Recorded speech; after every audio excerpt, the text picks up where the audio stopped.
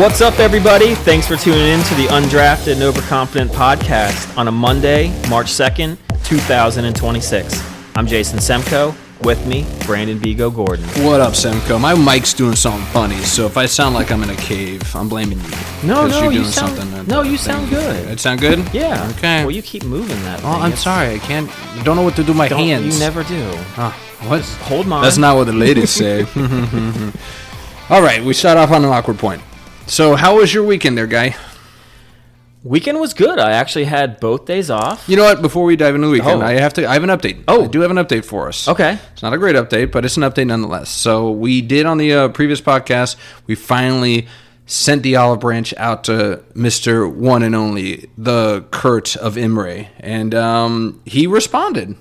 He didn't take any time to respond in the 2.5 hours. In the 2.5 hours, but he did respond, and we knew what juicy worm we had to cast out on that line to get him here. We had to talk about scrubs. Yep. So I brought up the scrubs. So the night of the pod, I said, "Hey, you excited about scrubs coming back? Hugh Jackman's Wolverine. How dare he?" And sure enough, 2 p.m. the next day on that Tuesday, the 24th. He said, I don't know if this was a joke on John Dorian, but he said, "You're John damn right I am." Oh, okay. And he said, just finished a full rewatch. How many seasons of Scrubs are there?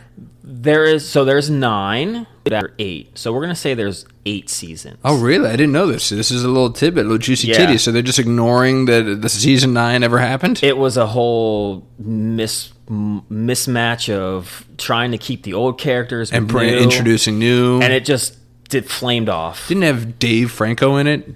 Didn't have one of the He Franco was, brothers? and Yeah. Allison Brie, I think, was in it. Allison Brie, I really? think that's how they. I think you are. But anyways. But yeah, so he mentioned the fridge. And then I think I got over my skis because I dove right into I love that you did what that. we were doing. Yup. So once I saw that he responded, I said, "Dude, Simco and I started a podcast a couple months ago, and I reference you on every episode. It's my longest running bit on the show." And then I send him a link to the podcast, and nothing. Are you serious? He has not responded. I can see that he saw that I sent it to him. Said a word. And So I scared him off. And you know what?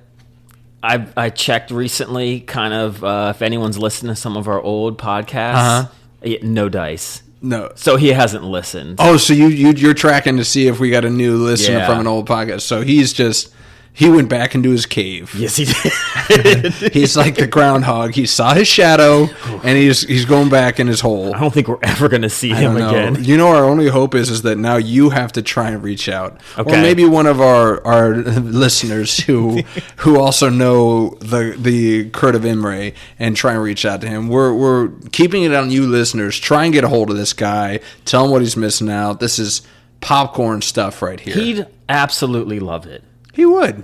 I'm so upset and disappointed, but I'm not surprised at all. No, not at all. Are you kidding me? Yeah. It's like, oh my God, you attention on me? Yeah, and just runs Yeah. in a different direction. He's probably moved from the state if he's in Virginia. So that was over 6 days ago. Yeah. I don't know if we're going to see anything since. I got him on the hook with the scrubs, and I scared him off with the podcast. You came in hot. Real hot. Maybe if I tell him that I heard that Frisky Dingo's coming back, maybe I can get him back on.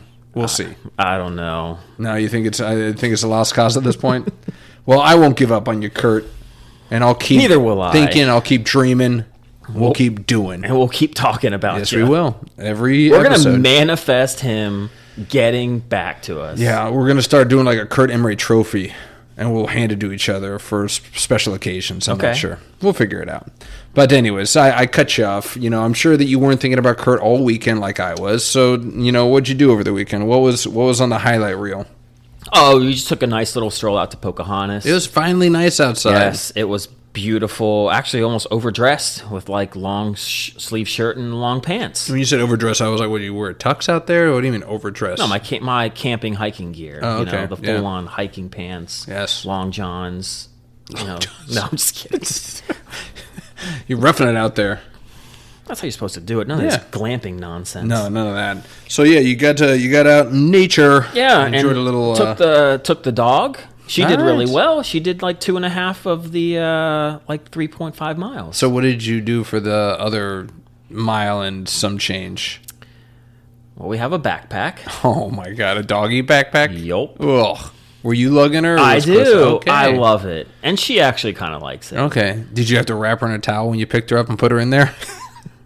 No, my weight easily just it's definitely a kid favorite. Oh yeah. And adult favorite. Everyone, it's funny watching people as they walk by and they're just like, "Oh my god, did you see that?" And it's like, I can hear you. Yeah, so you're not being very quiet about this. It's almost weird when I don't hear people talk about it. You're like, "Do you see my dog in my backpack?" I know. I want to turn around and be like, "Did you not see?" I got you beat. So Jimbo has a cat in Hawaii that he takes on hikes. Really? Yes, and he puts it on a leash because it's a cat. Well, and cats are going to go do what cats do if you let them loose, and that is a crowd pleaser. Like, we went on one hike when we went to visit in Hawaii last year, and he brought the cat along with us.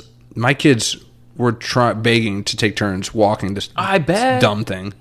And every time we walked, it's like, "Did you see it? It's a cat on a hike." Oh my god, I love it so much. I know. And I'm like, come on, what is happening to this world?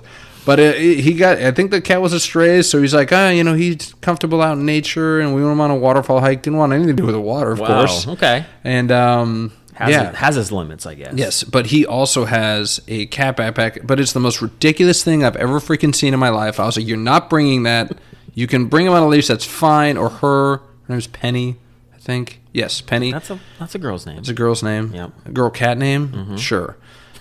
But that backpack, it looks like an astronaut backpack because it has the see-through domes. Oh, it's one of those ones. And so the cat's not free because the cat will just jump out. So it's like it's enclosed in the backpack, but it's got viewing windows like all over it. It's like the shape also of like a 5-year-old's backpack. Yes. That's like see-through. It's the most ridiculous looking thing in the world. I was like, absolutely not. Like, I'm already on edge with you bringing a cat on a leash. Definitely not in that stupid astronaut. How do you feel about cats? The cats are okay. Okay. I also think that my wife's kind of turned me against cats because she's allergic. Okay. Mine is too. Yeah, so she's like, "No cats for this fam," which I'm fine with. I grew up with a cat, and your stupid cat clawed the crap out of me whenever I came to visit it. Oh my gosh, that Dobby, was it? Yeah. I had to be laying on your couch. I know. When my feet, it wasn't even over the edge. My feet were enclosed, laying down on the couch, and she would take it as, I don't know, a threat and just swipe at my feet. Fully, you didn't declaw that thing, and it was just ripping me apart. Blood everywhere. Just, yeah. But that little paw coming through and just... Oh, you thought it was there, so I was like, what the heck was that? Oh, I got hit all the time by that. Oh, that was also just like a stray. Yes. Our friends thought it was stray our cats. cat we already had and picked it up off the street and was like, "Did your cat get out?" And it's like, they don't even look the same. You're like, sure, we'll take it. Yeah, but it's like, what do we... Your lady at the time was like, "Oh my God, let's save it." Well, of course we're not just going to you can't just throw it back out. Sure you can. No, you can't. Yes, you can. It's a stray. It lives on the streets. It needs to be saved. Not by you. Take it to animal control. Again, what if that thing had rabies? It'd bite your other cat. Now both cats have rabies. We probably didn't take the necessary steps. No, you're just like, this is our cat now. Yeah. Let's just keep it in the bathroom. Imagine if that's how people treated children. You lost. You're mine now. Dibs. All right. Kids are on the leash. A kid doesn't have a tag. Doesn't have a collar, so he belongs to me now. We did actually walk by a family that did have a kid on the leash. No, they didn't. They did? On a walk? Yeah. Come on. We see it maybe like once a year in our park ventures. There's always like that one. This one was a little older than I've seen, but they are usually like that, maybe like 3, 4, where they're just scattering all over the place. So yeah, they yank on that thing and keep them right in line. Just on leashes. I'm totally against this. My little girl's 4. We went on a hike. I'm going to bounce off you. We went on a hike. We went to Bell Island, and we went over the rocks, the dry rocks. Apparently there's 2 rock formations going over the James. There's Hollywood rocks and dry rocks. Now I understand why they're called dry rocks, because even though we got all that rain, they don't get wet. Super dry. Makes we sense. were hoping for a little bit of water flow when we walked across them. It was nothing. Aww. But my 4-year-old did it great. She's just cruising. A snake or something like that. I'm never going to put a leash on my 4-year-old. That's insane. Look, it's like, she bites. She bites. Don't get too close. She's a biter. There is a funny little bit in Modern Family where they do Kids on the Leash, and she starts trying to like bite people because she's like so angry that she's in the leash. Yeah, so you're creating a biting kid. But Yes. That's a pretty good bit. All right. Well, anything else? Any other fun excursions on your weekend trip? No, it was a lot of errands and housework after that. Oh yes, adulting. Yeah, which it kind of needed to be done with the weather and everything. I honestly was kind of getting an itch to kind of take care of a few things. All right. Like on the outside. Yeah. So it was good, and it was great to see my wife for 2 days in a row. Hey. So that was always really good. Yeah, well, that's great. Yeah. Fantastic. Have any good food over the weekend?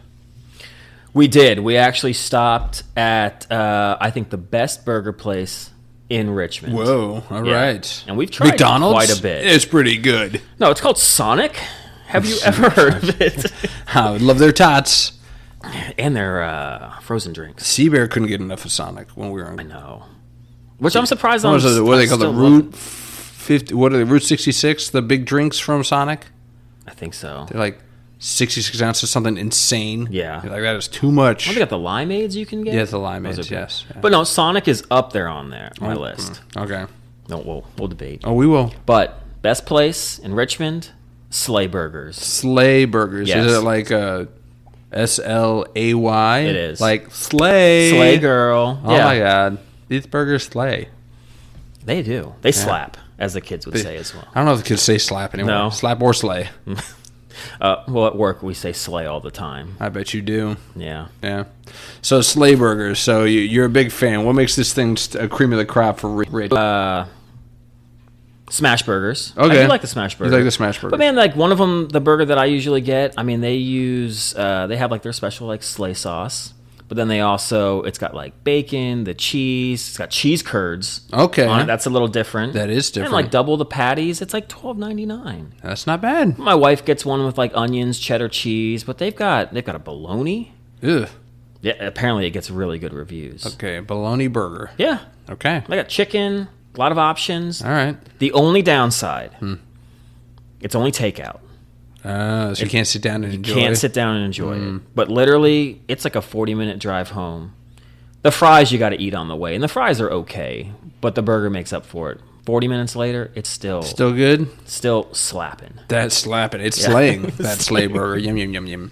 Yeah, like having to drive that far, it's like you might as well just pull over at a park and like eat it fresh. It's like one of those where we're at the end of our errands, so we're kind of just ready to get home. Yeah. Actually, the first time we went to a park, and we're like, well, let's get something to eat. What's close by? I was like, let's try this place out. So we'd already been to the park. Ah. So you can't go back. Of course not. Of course not. No. You look like psychopaths. Like, these guys are back? Yeah. They brought food. It was already kind of a sketchy park anyway. We didn't really want to go back. Somebody might steal my Slay Burger. Yeah. It's like, that looks good. Let me have a nibble. You're like, get out of here. It is a hot spot for a certain type of So let me get a nibble. You're like, get out of here, you handsome devil. You. Exactly.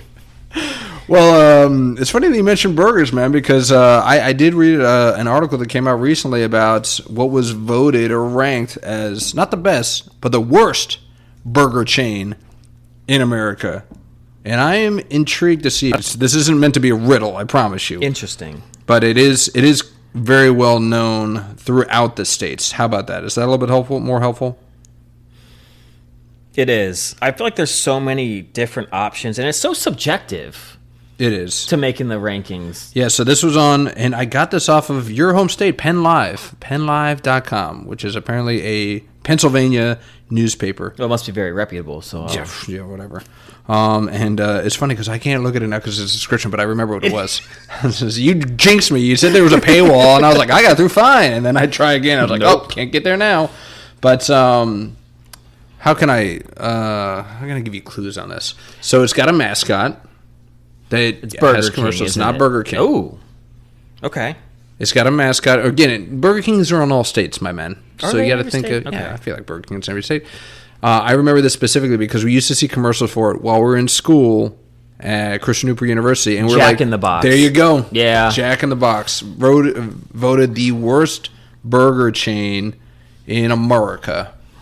And I think it kind of checks out. That does. A couple reasons. One, they got too much stuff on their menu. Have you ever seen a Jack in the Box I have. menu? They got tacos, they got hot dogs, they got burgers. When you have a menu that long, especially a fast food joint, you're not doing anything right. Nope. Like, everything's terrible.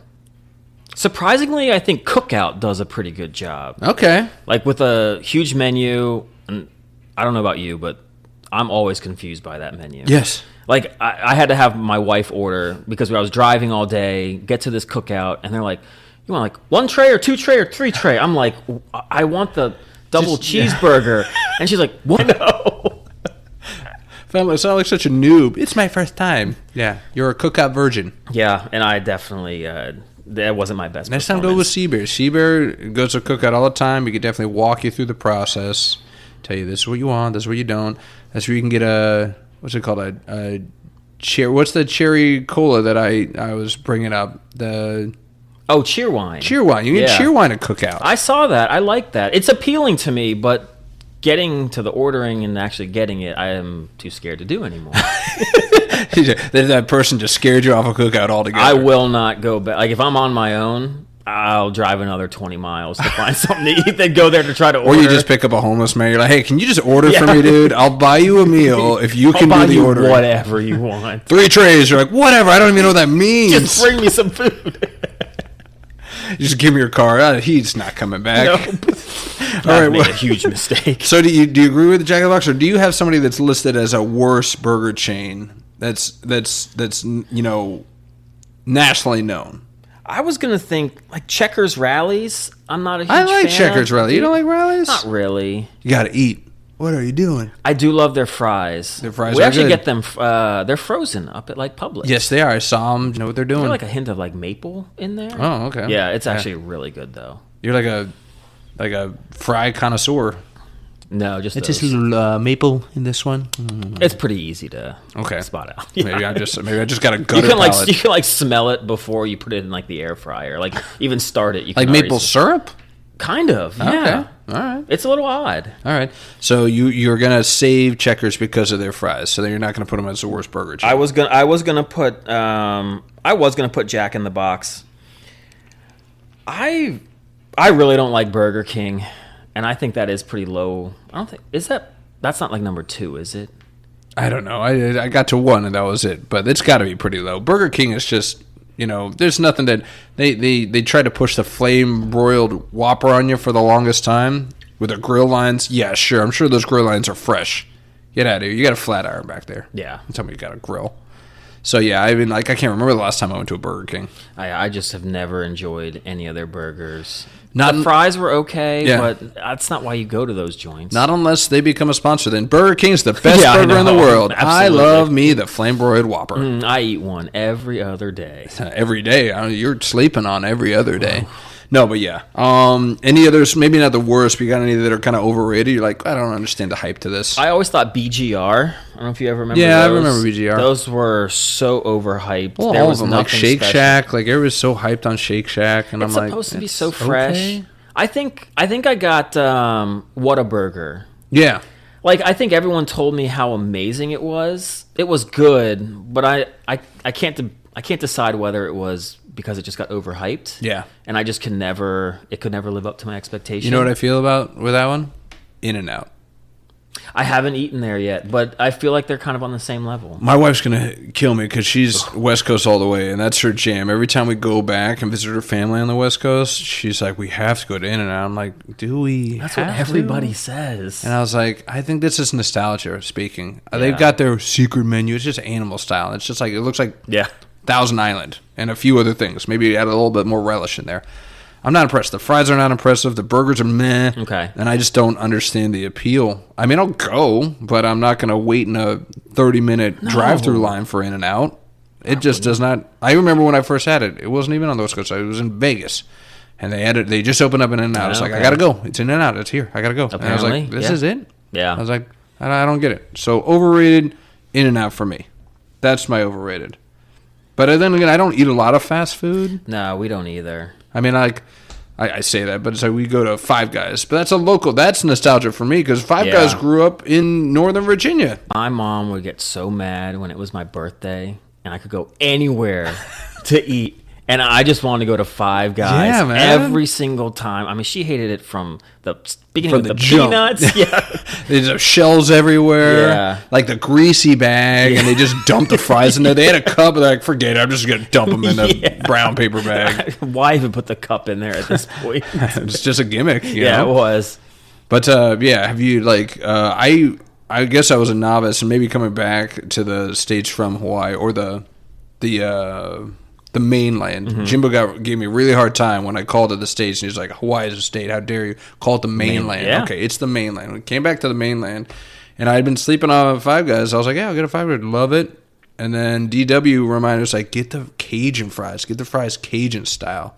And I've never looked back. Yeah, they are really good. I was shocked I liked them. Yeah. So I'm a big Five Guys mark, I guess am you could say. Yeah, the nostalgia, and I think because of that, it just is a good burger to us. And then I have kids, so Chick-fil-A's got to get thrown in the mix there because my kids Not a love chicken. burger? No, but we're talking about fast food. It's like, do we do fast food? It's pretty much Five Guys and Chick-fil-A, and that's about it. Nothing wrong with some Chick-fil-A. No, but if I even mention the word Taco Bell, my wife loses her mind, Loves it? hates it. Oh, my wife loves it. That's where she wants to go for her birthday every year. Like, for my wife, it's like she's literally seen how the sausage made. Taco Bell was her first job ever. Oh, okay. So she's seen how the sausage made. She's like, no to the kids, no to us. We cannot eat there. I'm like, okay. Don't blame it. No. So what about the chicken? She's like, nothing. And I was like, okay. You say like it's radioactive. Yeah. But okay. All right. But yeah, I don't really have any other fast food appeals. Like, we even steered away from the pizza fast food. We don't do Papa John's or Domino's. I know we talked about pizza that day. Yeah. I don't even do any of that anymore. Yeah, it's basically Chick-fil-A. Yeah. We will do Sonic occasionally. Okay. It's like every 6 months or so, I just have a hankering for a fast food burger Yeah, or something. And for sure. Sonic, my wife loves the frozen drinks that they always have or something. So Yeah. it's just like, all right, and it's close enough by. Oh, of course. So like, let's just do some Sonic.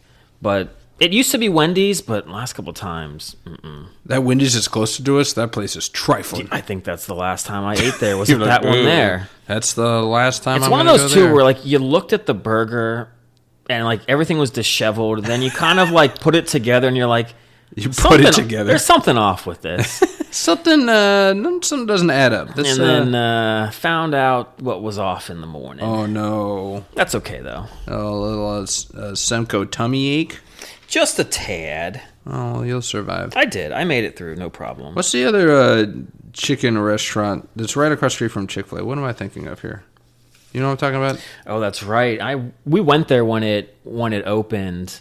And man, they built that place Fast. and also like they're expecting Buc-ee's type customers to go in there with like the dual lanes forever for like a dual drive-through. Yeah. But man, the menu is so small. Raising Cane's? Raising Cane's. It's like, why does this thing even exist? This shows me how, as Americans, we've gotten so terrible with just our taste buds. Agreed. This place is all they serve is chicken tenders. Yes. A whole restaurant on chicken tenders. It's like 4 things you can choose how from on the old menu. are you? Are you 5? That's all you can eat is freaking chicken tenders? And they're not even that good. No. When we ordered, it was like $50 some for what we thought was like fries, a bunch of chicken tenders. I get the bag. I hate stopping and like looking. Like I don't know why, but that's just like I got Pet my peeve. thing. I want to trust them. Yes. So like I want to trust you. So like I go. I was like I held the bag. I was like there is no way this is the $55 that I just spent, and had to open it up and everything was in there. Wow. I was like, what the hell? Yeah. And they're like, but it's the toast. I was like, I'm not paying for toast. Like that's an add-on. That shouldn't be your one of your prime selling points. No, it is the shouldn't. toast. And again, when a place like, well, it's the sauce, that also should not be your selling point. The condiments should not be the thing that makes you stand above everybody else. It should be the main freaking course. It's like Chick-fil-A, people really love their sauce after they love the sandwich. Yes. Yeah. It goes good with the sandwich. Yeah. It's not the thing.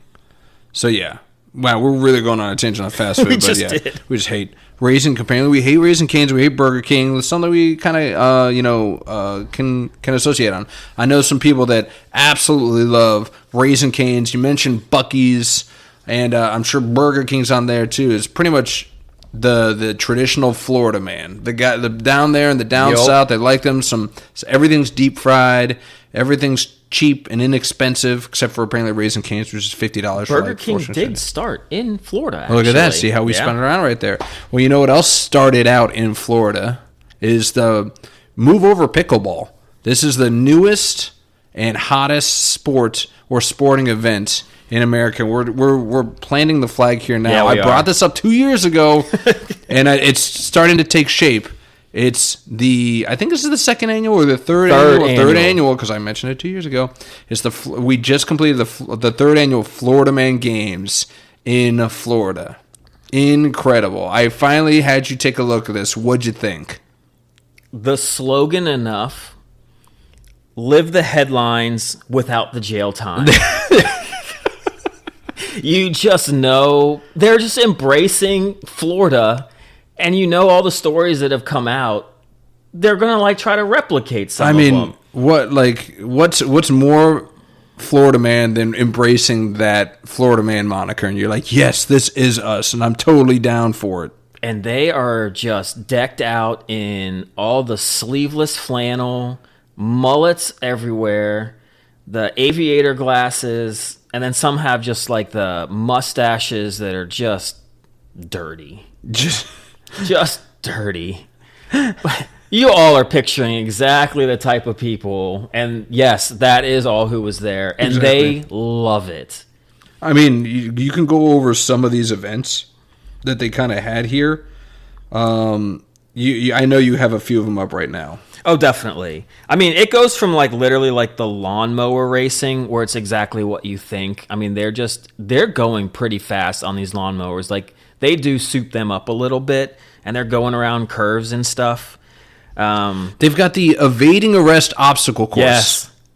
They actually enlist real police officers. They do. Who are happy to oblige these people, because I'm sure they're the same way. They're like, let's get this out of their system now so they don't actually do this in real life. But they are chased by police after stealing copper pipes and catalytic converters. I will say the only thing I was kind of disappointed with when I watched the video of that, I was thinking they were actually going to have to go under a car and take out the catalytic converter. That probably takes too long. And plus, these are just bums. They're not actual technicians. But I just kind of thought they'd get up under there because that's so Florida. But they kind of just pick one up under the car and run away. But yeah, that cop's chasing him, and it's funny because instead of the hurdles are actually the guardrails that they'll put up at sporting events or something, which you could see them jumping obviously, and half of them fall over them. They got to find the frozen iguana, and they got to chuck a gator through a drive-through window to earn victory and your freedom. The hurricane party prep grocery aisle brawl. It's a freaking brawl. I would love to take part in that. I know you would. Oh my gosh. Full contact, just trying to get your groceries. Plus, I know the best places to go probably to get what you need to win, and then just the battle royale and shopping carts with somebody. Yeah. You're fighting over toilet paper. How about the Bullwhips and Bad Decisions? Ooh, I don't think I saw that one. So in a caged octagon, everybody's given a whip, and they have a belt full of beer cans, and you have to try and whip the freaking beer cans off of somebody else's belt. How does somebody not just come with lacerations all over their bodies? It's part of the Florida Man Games. How about Naked Rampage? Yes. Yeah. I mean, it kind of speaks for itself. Yeah. How about the Deer Dong Beer Bong? That one I had to see a video of to see how that thing goes. Please explain from what you saw. So you have two contestants. You've got basically one contestant's on their back, face up, and there's basically a fake deer that's just kind of straddled over top of them. And the purpose is about 15 yards away is a cooler, and the other partner with beer, I guess. The other partner has to hope take it's like beer, a yes. Dixie cup. I was thinking like Jungle Juice maybe or something. God. Takes like a Dixie cup and has to get in the cooler and fill it up and try to sprint back. And you pour it in like the deer's mouth, and it funnels through and comes right out the dong. Right out the dong. Right in your person's mouth. Right in your mouth. I mean, just the classy of classes. How many people found their one at these games? I'm going to marry that man. They probably... That was DW talking. I'm going to marry that man right now. I would say they'd probably have as many condoms as were at the Olympics. Apparently they ran out. But I don't know if they use condoms. But again, you talk about like just leaning into it, man. Like they have a mugshot photo wall where you can go in and get your mugshot taken. They've got human beer pong. They've got a mechanical gator instead of a mechanical bull. Yeah. And lastly, they've got a game called Taser Tag. I mean, this is just insane. That's anything like the electricity from the Tough Mudder? No, thank you. Oh man, that was a shock to the system. But I mean, it's getting play. I mean, they had two of their guest judges were from Super Troopers. Yes, Heffernan and or I guess Rod, Easy Rod. And so it's getting a lot of play here, man. It seems like it's just nothing but a fun time. Yeah, and they're just enjoying. It's just they're not competitors. It's like instead of being the butt of the joke when everybody's like, "Oh my God, you're from Florida," they're just embracing it. They're like, "Yes, I am from Florida, and I enjoy every minute of it." How many of these? Let's go through a few of these events, and I want you to tell me between our two Floridians that we have that are a group of friends, Dwight and Darkness, just the two of them, who you taking? Okay. All right. So let's start with the evading arrest obstacle course. You taking DW, you taking Darkness? DW right now because he's training for like a sub 6 minute. So you think he's got the speed? He's got the speed right now. Darkness can be elusive, but you're giving it to DW on this one. I think it's getting that catalytic converter and then sprinting it home. You never know. Darkness might get caught. How about the hurricane prep, party prep, the grocery aisle brawl? That's Darkness, 100%. All the way. Dwight would find some way to try to make just get somebody angry at him or something, or get two guys angry at each other to fight. I don't think he'd even try. No, he wouldn't. I can't imagine. He would take it as a joke, and he'd be like, "It's yours." He'd just like throw the toilet paper at them. It's like, "Don't hurt me," that type of thing. All right. Well, what about the bullwhips and bad decisions? I think Darkness is pretty good at some of those like quarters or like beer pong. I think some with a little hand-eye coordination, like that. Yeah. You take. I might give Plus, the edge. Dwight would just try to hit you in the nuts. That's why I would give it to Dwight. I think Dwight would just hurt you. He'd tap out. And he'd be like, and just like, stop. So I give that one to DW. Okay. Naked Rampage. And call it a tie? I mean, everybody's a winner. It's like the joke is that they would both actually probably get naked for the event. They're like, "Yeah, it's like it's called the Naked Rampage. Let's go." Put on like some Limp Bizkit. All right, how about the Deer Dong Beer Bong? Come on, DW or Darkness? Who's taking that's home? That's a team effort. So I don't know how to judge that. So maybe. Well, no, Dwight's got the shaky hand. So if he's carrying. So he'd have to be the guzzler then, and Darkness would have to be the carrier. Yes. I don't know. Like, I feel like Darkness is the better chugger than DW. So from a let's say Darkness could do it himself, and right. Dwight could be with a partner, and Darkness probably win. Probably still win. Yeah. And then the last one, the taser tag. It's Darkness for me all the way. That guy knows how to take punishment. Yeah.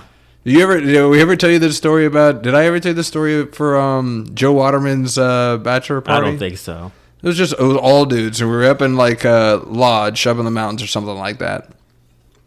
And all I remember, one of the most distinct memories I have from that event, one is that's when we videotaped, and it's on YouTube, of Seabear chugging the maple syrup. Oh, yeah. Guzzling it all the way down and crushing. I think he was facing DW in the maple syrup chugging competition. Yeah, if you want to call it that. But hey, it's live on YouTube. Unless I think we got blocked for a second. I think they said it was like, this is inappropriate. It's like, it's maple syrup. Yeah. But okay. But the other thing that I remember there's actually two more. So I remember that Todd, he took like some kind of medication because he had like an injured back, and he passed out, and somebody smeared peanut butter on his upper lip, and we all thought he's either dead or he's dead asleep. And out of nowhere, he just went, "No," and he just like scooped it off his lip after a deep sleep. Like, whoa, I guess he's awake. All right. But my favorite one from that, there's a lot of stories for this, but my favorite piece from that event, and there's a few more that I know that Seabear and Duarte are like, you forgot about this. Yeah, and I was I like, know. I can't talk about that. We threw Waterman in the hot tub, and Darkness like came running after him, and he tried to get in the hot tub, and it was like a lip up, so he tried to hop up, and he fell flat on his back, like 4 feet, and I'm like, oh no! We all thought he was just DOA, but he popped right back up and jumped right back in the hot tub. So I was like, that guy can take a punishment. So I'm taking him in taser tag. Yeah, he can rally too. I mean, Yes, he'll he start can. that early morning drinking, take a nice little nap, wake up like nothing happened, and just go the rest of the night. Yeah. I think we lost our chance to get Darkness and DW assigned to this because they used to do this event in St. Augustine, which is right around their neck of They the did woods. move And then it they this moved last- it. yeah. So I don't know. Maybe we can If there's a will, there's a way. get a sponsor maybe, and we can try and get them enlisted. I mean, it can't be a two-man crew. I think it's a group of like 4 or 5. Okay. We'll all go down there. We'll a figure lot it of a lot of you will have proven in the past that you can look the part Yes, absolutely. with your what was it, mohawks and mustache. Mohawks and mustache. Yeah, our twin days be more. We'll talk about Yeah, Beemore a yeah, couple yeah, more times. yeah. But yeah, it's the feats of strength and its speed and its agility. You know, great segue into the combine, right? Absolutely. You know, talk about. I mean, like how many of these Florida man guys can make it in the combine, right? So I mean, it's their combine. Yeah. They're doing a sprint with the evading the police capture. Feats of strength, their bench press is the hurricane brawl, and yeah, so we can lead right into the combine, man. We talked about it lightly. What are you looking for? Is there any excitement to it? What stood out? I know you may have not glued to your TV like you did previously, but I'm sure you caught a few things, maybe some highlights, maybe some headlines. What kind of stood out for you from the NFL combine this year? Yeah, I mean, felt like every day there was everyone was talking about like how fast this guy ran, yeah. how fast that guy ran. I mean, truthfully though, that Sonny Styles running like a 4.4 40 when he's like 244 pounds. Yeah, I'm pretty pissed because I was hoping he'd fall to us at 7 for the Commanders. It looks like Arvell Reese might go to you all. I've heard Arvell Reese could also go in like the top 3. Yeah. It's still a lot to figure out. All that showed, like all the combine really showed me, and really kind of the draft prep is that Ohio State was stacked. How did they not go further? Apparently that Miami team was legit. Apparently. Which is weird because I feel like some of these guys are getting hyped because they just went on this run. Yeah. I'm like, I don't know if this Bain Jr. guy would really be considered. Got the short arms. And he had like 9.5 Alligator sacks or arms. something. Yeah. Yeah. It was a strong dude. That was the thing. It was like the short arms. That was like a conversation piece. And then I was actually impressed with all the verticals these guys, like the jumps. I bet you did. You love the good hops. I do, but it's just, it doesn't seem like, some of these guys were going over like 43 inches. I remember watching like the dunk contest. That was one of the things they used to do. And it was like Steve Francis was one of them. And they used to measure like the vert. And it was like 42 was the max. So I always just assumed, okay, like no one's going to jump higher than Steve Francis. Right? These guys are making it look kind of easy. Yeah. But that seemed like the speed stood out, but I think it was like the vertical on a lot of these guys. But I don't know. I sat there too and was like, I see all these guys that have run really fast.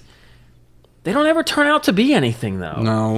And that's why we talked about it last time. It's like, I don't want to hear any more about the 40 times because we might have to do this. Let's try and keep track of the top 10 guys with the top 10 40s and see how many of them pan out. The only one that I really have any faith in is Love. Jeremiah Love. But that's because it didn't matter about it. I already knew he had top speed when he's breaking a 94-yard run to the house. Like, I don't need a 40 time to tell me that. I'd rather see it in pads.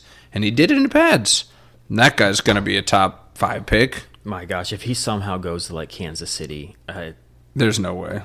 There's no way that he falls that far. Yeah, I think maybe after his 40, he might get drafted earlier. But I did see a mock before the combine that had, because that's like the only team that needs a running back. Yeah, like needs a running back. Hey, we need one. If Love falls to 7, you're going defense. I know, but it'll be tempting if he falls to 7. There's too many good defenders. Yeah, there are. But no, I saw like the one where I do love how they'll do the running like the 40, and they'll just put it with like guys from years past. Mm-hmm. But it was cool that Kenyon Sadiq guy from Oregon. They showed him like running faster than Christian McCaffrey and Saquon Barkley as a tight end. You're like, well, that's pretty cool. It's but I mean, those guys know how to play football. Like, truthfully, that Sadiq guy, I don't know, for all that speed and strength and jumping ability, like he didn't do a great amount at Oregon. I mean, everyone has great numbers at Oregon, but he didn't blow the doors off and have like 25 touchdown catches. So I don't know. It's just kind of like, it's cool you compare him to those guys, but let's just see what you really do. Yeah. No, absolutely. Anything else that kind of stood out to you for the combine? Well, I did see one of the biggest losers from the combine. Ooh, talk about the losers. And talk about from a loser school as well. Oh, how dare you? Yeah. How dare you? Yeah, I had to dig deep to find anyone that competed for Nebraska in the combine. Emmett Johnson? Emmett Johnson, yes. Disappointment. What? He's 202 pounds and ran the slowest 40 time out of a running back. We just talked about how this is not important the 40 time was. He ran a 4.56. Yeah, but you know what?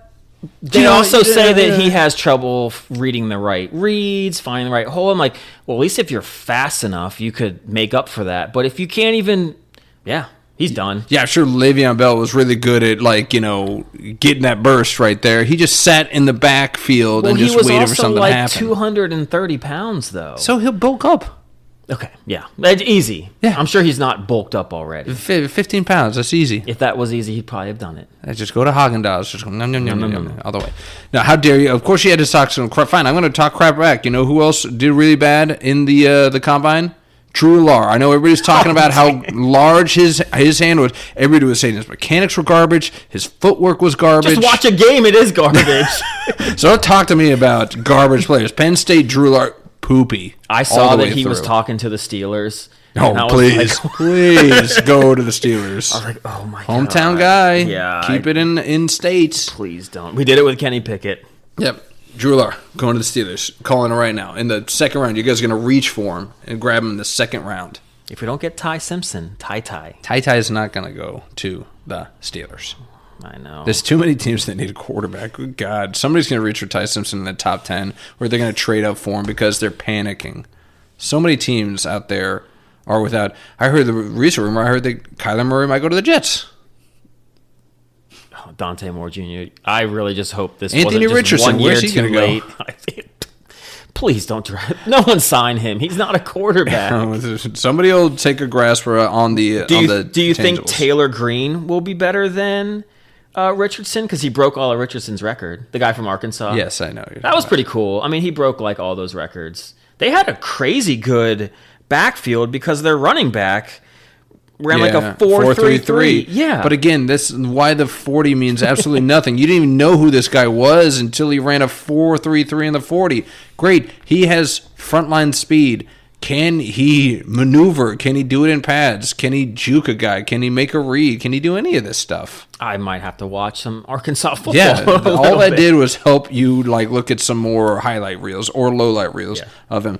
The only other thing that stood out to me, and I don't know if it was a good way for the combine, was, again, I'm more intrigued in the interviews, right? Yeah. And, Mendoza apparently did very good in his interviews. He said it was great with the Raiders, so that seems like a total lock. But you heard about the whole Mekhi Lemon and how, for the USC wide receiver, did you hear about this? No. So apparently he bombed the interviews. This guy was supposed to be like a top 2 or 3 wide receiver. Possibly linked to the Steelers. And he completely bombed. And it's for the reasoning of that you can't imagine. Apparently they were pissed because he wasn't acting like a diva wide receiver, and he wasn't like, I'm the best, I'm this. He was very mousy, and he was very just kind of reserved, and he kind of was very quiet in the interviews and stuff like that. And apparently I would love that. Yes. Just go about your business. Like, you can have a quiet confidence. You don't need to be an Antonio Brown. You don't need to be a George Pickens. You notice I'm picking all Steelers wide receivers right here. Yes. Well you done. don't need to be a DK Metcalf, okay? Like, go about your business. So it's like, it's shocking to me that it's like, because he wasn't this, boisterous, just arrogant, annoying presence in those interviews, that people are knocking him for it. I can't believe that. It is. That's what I saw. And then, of course, the other one that's really freaking annoying, that you and I are both like, hey, we would love to put this guy on our worst enemies. I'm praying for Cowboys. I know you're probably praying for the Ravens. Or the Commanders. Hey, why? Why? I was trying to be nice. Diego Pavia. Oh, man. my God. This guy just can't stop stepping in it. Like, I don't understand what he thought when he came out. And I know the story came out in October, but it reared its ugly head again. That he pridefully says who his mentor is. Who do you think Diego Pavia, this guy who's short king, you should love him because he's a short king. I used to. And he's had some huge upsets. He played for a bottom feeder in the SEC, and he had some big wins. But who do you think this guy, his mentor, is? You already know the answer. I know. I was trying to think of another short quarterback, and I had a bunch. And as you kept going, you just kept narrowing it down even further. I'm like, well, then who was a really short bottom feeder SEC quarterback? I couldn't do it. I was gonna be like Drew Brees, Russell Wilson. Kyler Murray. No. Diego Pavia said, my mentor is Johnny Manziel. Wow. That is quite the comparison, my friend. Like, are you that smart? Because you went to Vanderbilt, which makes me, after all this, question some things. But I'm like, are you that smart that you're going to do, like, the opposite? You're going to... It's like, whatever he says, I'm going to do the polar opposite. And that's how you're going to, like, learn about the position, is by what not to do. Or I think you just need to understand the definition of mentor, right? Like, if you want to use him as a sounding board, sure. Like, or as a cautionary tale, fine. Yes, Johnny Manziel is a great cautionary tale. Absolutely. He's the guy that, you have go to high schools, like in auditoriums, and be like, don't do what I did. Yes. Like, study and don't blow it and make the right decisions. But mentor, he is not. No. But for Diego Pavia to say that his mentor is Johnny Manziel, some of the answers to the questions that he had, I mean, who's going to take a flyer on this guy? I mean, even if he had the 6'5" frame, 230 build with those things, they'd be question marks. He's now a 5'9" dude with these questionable, like, decision making. Like, I can't see this guy even getting drafted now. No, the height honestly is a thing. I mean, you can sit there and try to say like Drew Brees, but that's the 1 in a million, man. He's the outlier. Like, you're already just behind the 8 ball with your height, and now you're an attitude problem. Well, maturity problem. Yeah. Like, by far, he made a bet with Manziel about their 40 times. He put like $1,000 on he was going to run a faster 40, which I didn't even track because I was like, I don't want to give any more attention to this guy. No, I didn't want to either. But I mean, like, you're already putting down 4-figure bets with a degenerate. Like, you are associating with this guy far too much. Keep your distance. Yeah. He's like a bad penny. You're like just can't get rid of you. No, but I mean, like, again, it's working. It's like, I'm going to track where he goes. And I'm just going to, like, who's the dummy who said, I can turn this guy around? It's like a toxic relationship. We've mentioned this too. It's like, I can change him. Ugh.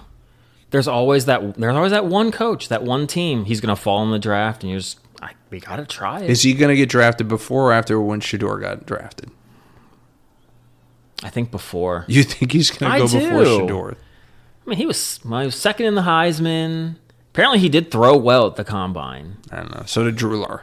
I mean, and he was a gamer. He's got a lot of moxie. Moxie. Yeah, that's what you want. So did Manziel. Manziel moxie. A lot of that. And Sean Hill had some moxie, and he made it in the league. Who? I don't know. Chris Hunter and I, we just always loved Sean Hill, and I think the announcer would always be like, that guy's got some moxie. Sean Hill didn't play for, like, the Bucks? I think for a little bit. I think he's been around. I think the Lions was when we got our first taste. Yeah. A little Sean Hill taste. That moxie. Okay. Well, you know who else has got some moxie? Who's going to be playing quarterback, potentially, for the US of A? It's got to be a NFL quarterback. Of course, right? Yes. Wrong sport, my friend. There's a report out that apparently the leading contender to be the starting quarterback for Team USA in the Olympics, its inaugural season into the Olympics, is none other than he's a champion. He's won a championship. Different sport. Yep.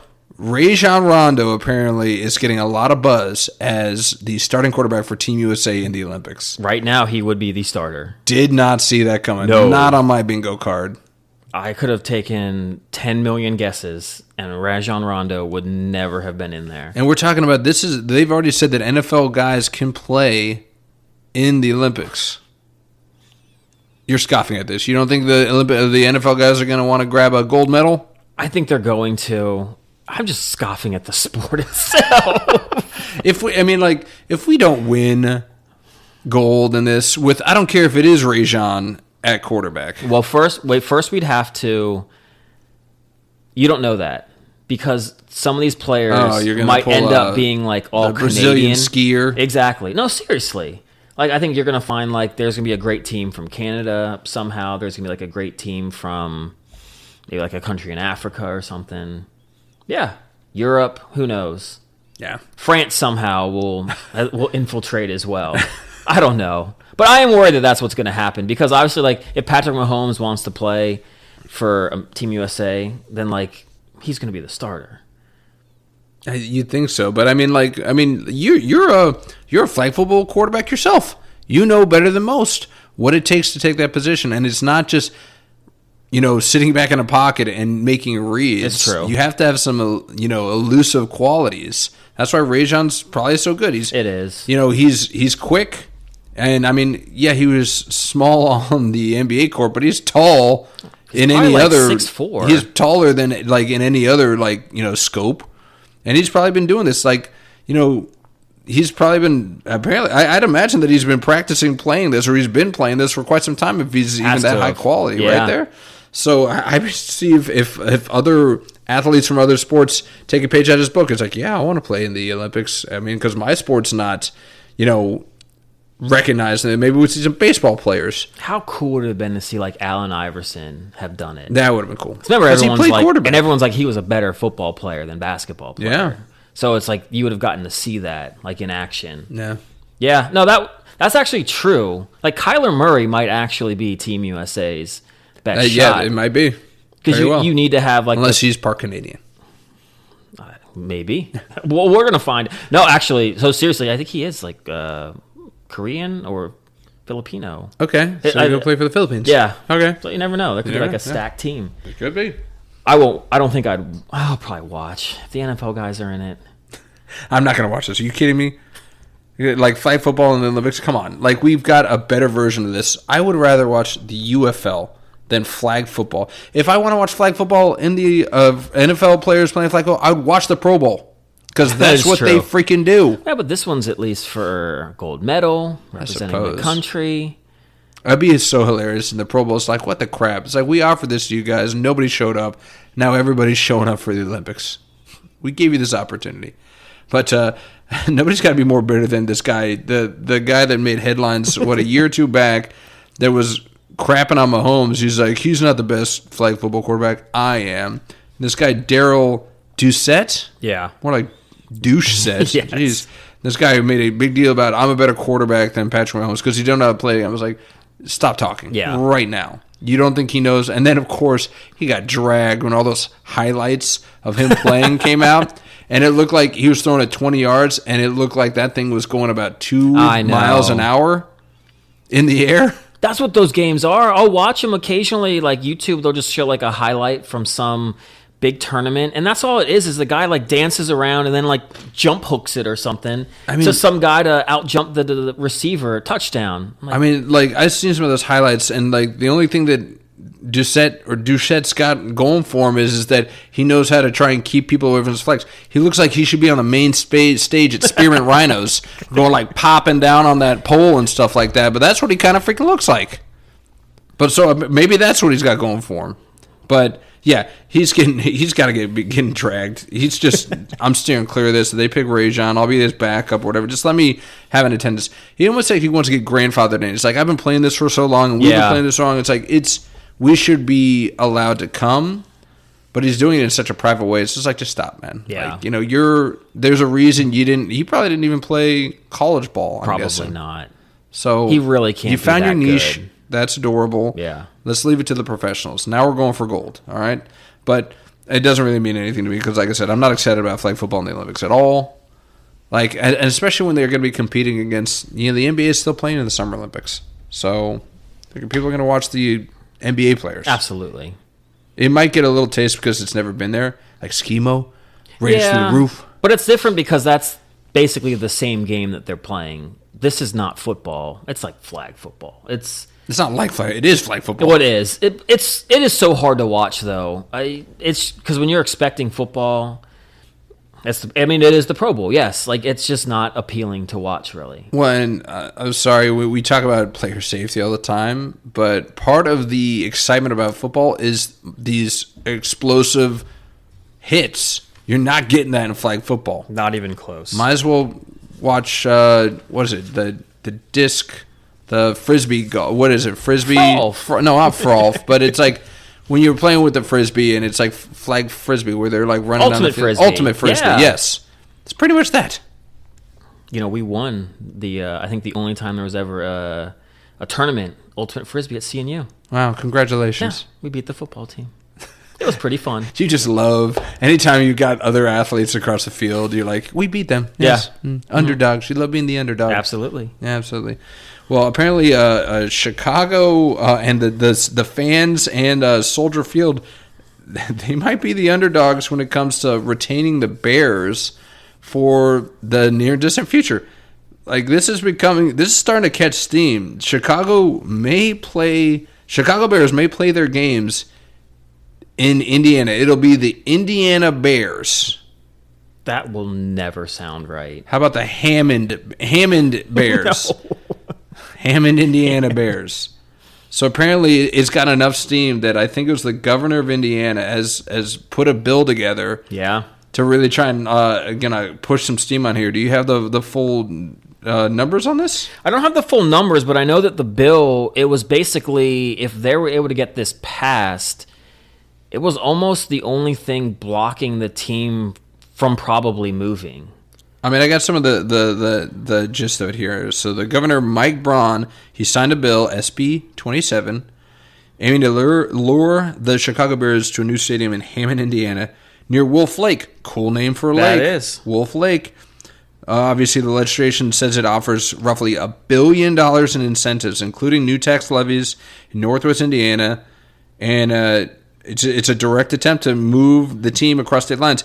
They're also trying to spin it as, hey, it's only technically 20 minutes away from where Soldier Field is right now. Are we going to live in a world where Illinois has no football teams, but Indiana has two? Yeah, that makes zero sense. What is going on? I don't know. But this all seems just like fodder, just like the whole like Commanders, they're like they're gonna remember they were talking about the Commanders going to like Fredericksburg, Virginia. That's right, they did. Or Woodbridge. Yeah, they're like, hey, this is a possibility. Then there was the Loudon. Yes. Then I think there was even like Arlington. Yeah. Alexandria. Well, in area. Arlington, Alexandria for like the Caps, or they were talking about Alexandria for the Caps. Oh, that's right. Yeah, and the Wiz. And I feel like it's just posturing. Like, again, the governor, God bless him for trying to make a run at it. Yeah. But, I mean, there's just got to be no way. This is one of the most storied football teams in NFL history. Yeah. Soldier Field is one of the most storied locations in NFL fandom. Highlights of Dick Butkus just, like, clotheslining people. Yeah. What is it? Like, Refrigerator Perry and those Bears teams? The fridge. Urlacher. Yeah. Lance Briggs, that's more our time. And that's outdoors. They want to make it a dome. A dome in Indiana, yeah. It's like we've done that. It's called the Indianapolis Colts. You have a dome already in Indiana. And it's still weird. Yeah, and I just don't... It doesn't sound like a big difference to 20 miles, But man, being up in the Nova area, not having the Commanders playing at RFK and out in Maryland, that's like 20 minutes away. That's a freaking nightmare too. It just is. But it has none of the same feel as being right in the city. Everyone could take like the metro. Yeah, there is a big difference in that, and that it does stink. Yeah. I don't know. Maybe I'm not giving it enough credit, but I just don't see this being a possibility. There's just no way. Jimbo's wife's a huge Bears fan. She would lose her freaking mind, as would all Bears fans. I could just not imagine watching them playing in the winter and it not being... I mean, how cool was the Bears-Packers game this year? Yeah. The playoffs. Yeah, I loved it. Being that in like a dome for those two teams in the playoffs, that I don't think I'd ever... Like, I'm kind of slightly starting to get over all the like conference realignment in colleges now. Like, it's just becoming whatever it is, what it is. It'd be hard to keep watching a December game in Chicago and seeing it in a dome. Yeah. Well, it wouldn't be in Chicago. It would be in Indiana. Yeah, you're right. Yeah, I mean, like, it's wild to even consider that, but times are changing, man. You know, nothing lasts forever. So yeah, I don't know, man. I mean, I know the stadium.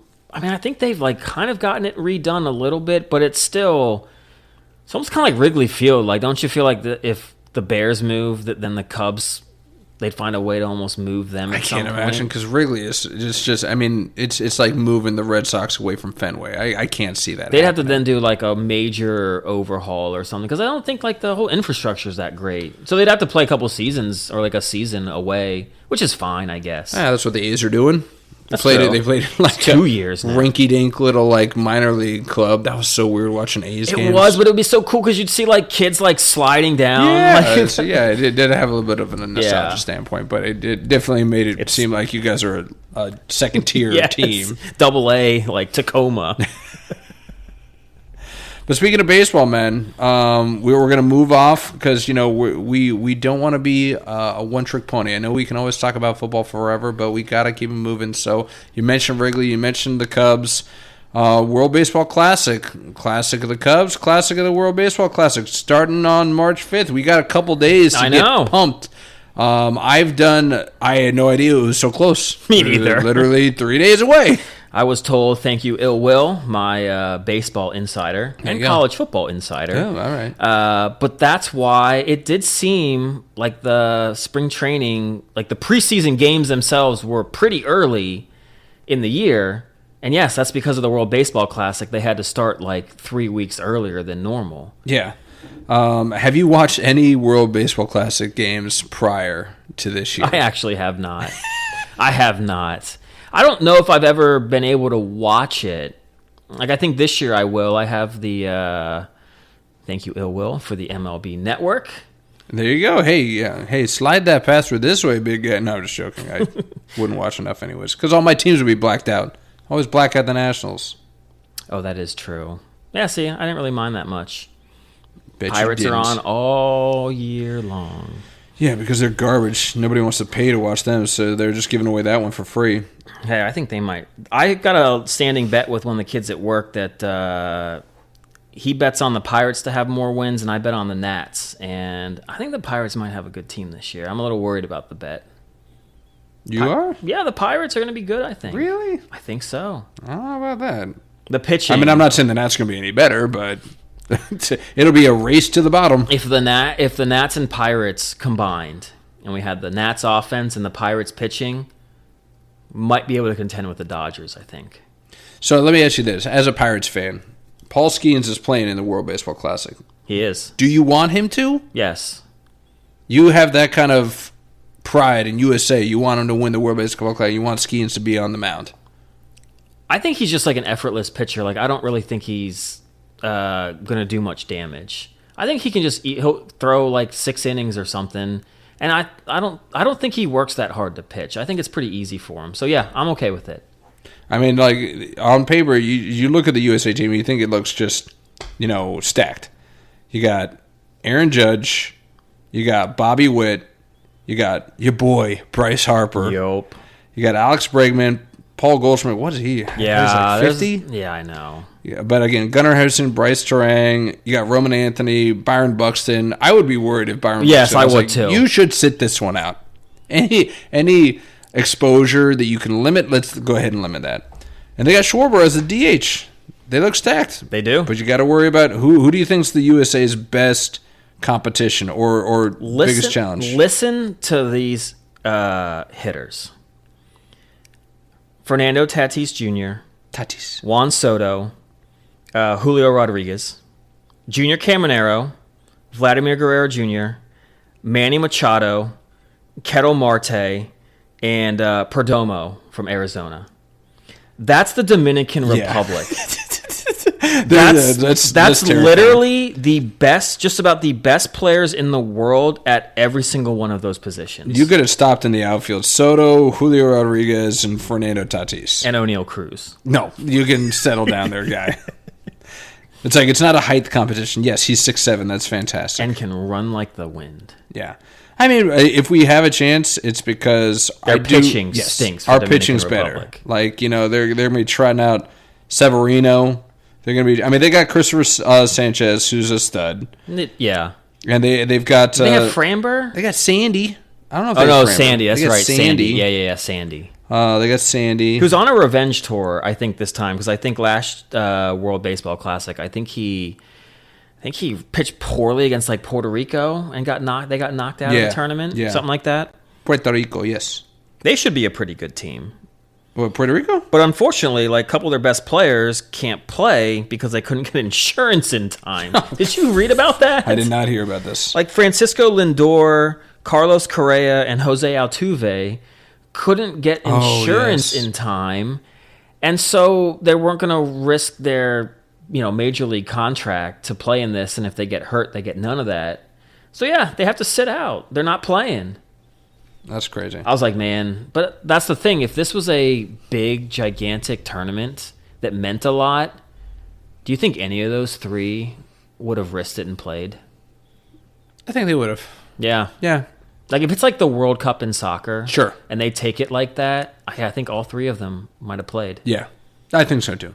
But again, it's the World Baseball Classic. No offense.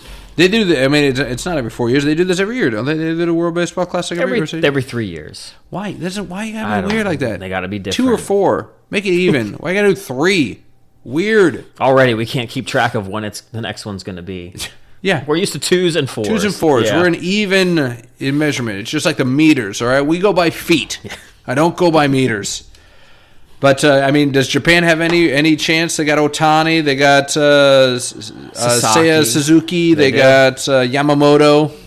They've got a couple of the, like Akamoto, I think, is one of the players coming over. And then there's another hitter, Iwakuma, for the Blue Jays, I think. Okay. I'm interested to see how they do. So you'd watch like the new guys in the MLB. You'd be like, you'd be doing your scouting. There's fantasy baseball. I know. That's what I'm saying. You'd be watching these guys and be like, am I going to draft this guy or not? A couple of those guys from Japan are like predicted to go pretty late. Ooh. And if they do really well. All right, listen here, guys. Semka's going to be eyeing them internationals late in the draft. I did try last year. One of my game plans was to try to have all of the pitchers from like Japan.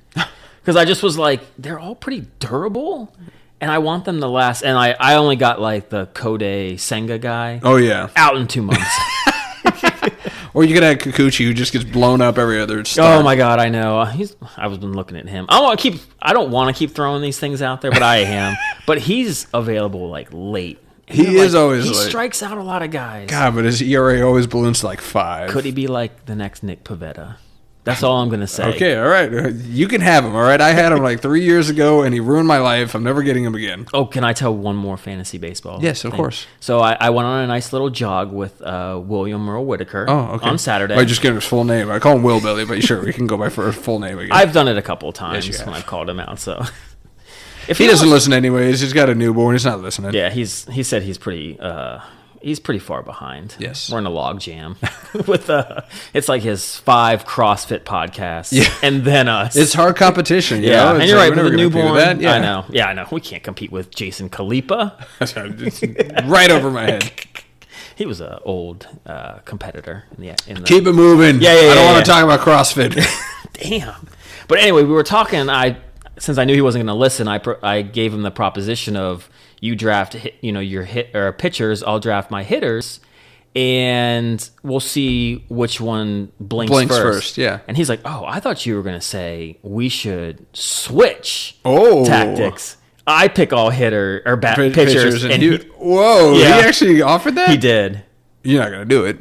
I'm tempted. Oh, well, either way, I'm a winner because both of you two are gonna just implode one side of your teams, either bats or pitching. I'm fine with it, and I'll just squeeze right in the middle.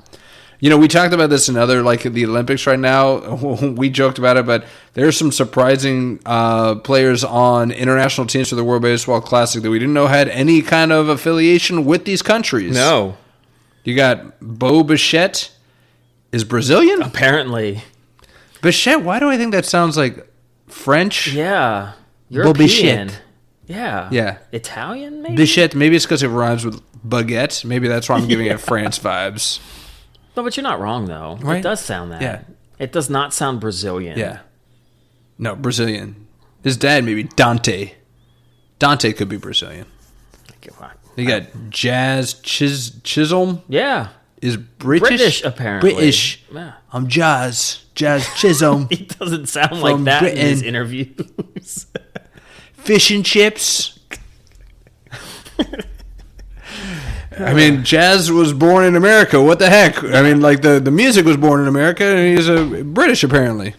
Go figure. Yeah, he just wanted to make a team. And then apparently Logan Allen, the awful fantasy pitcher for the Cleveland Guardians, well hyped, can't throw it past like 90 miles an hour. It sounds like it touches a nerve here for you, there, guy. Big time.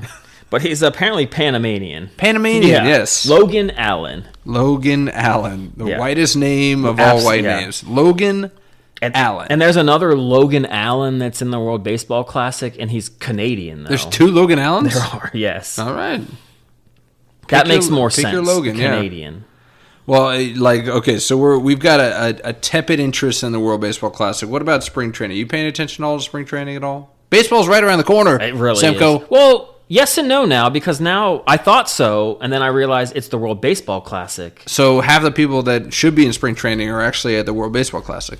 You're like division here. But also the fact that we're seeing all these spring training games, I'm like, oh my gosh, like the season's about to start in like a week. Yeah. But the World Baseball Classic goes until the 17th or 20 something. We got some time.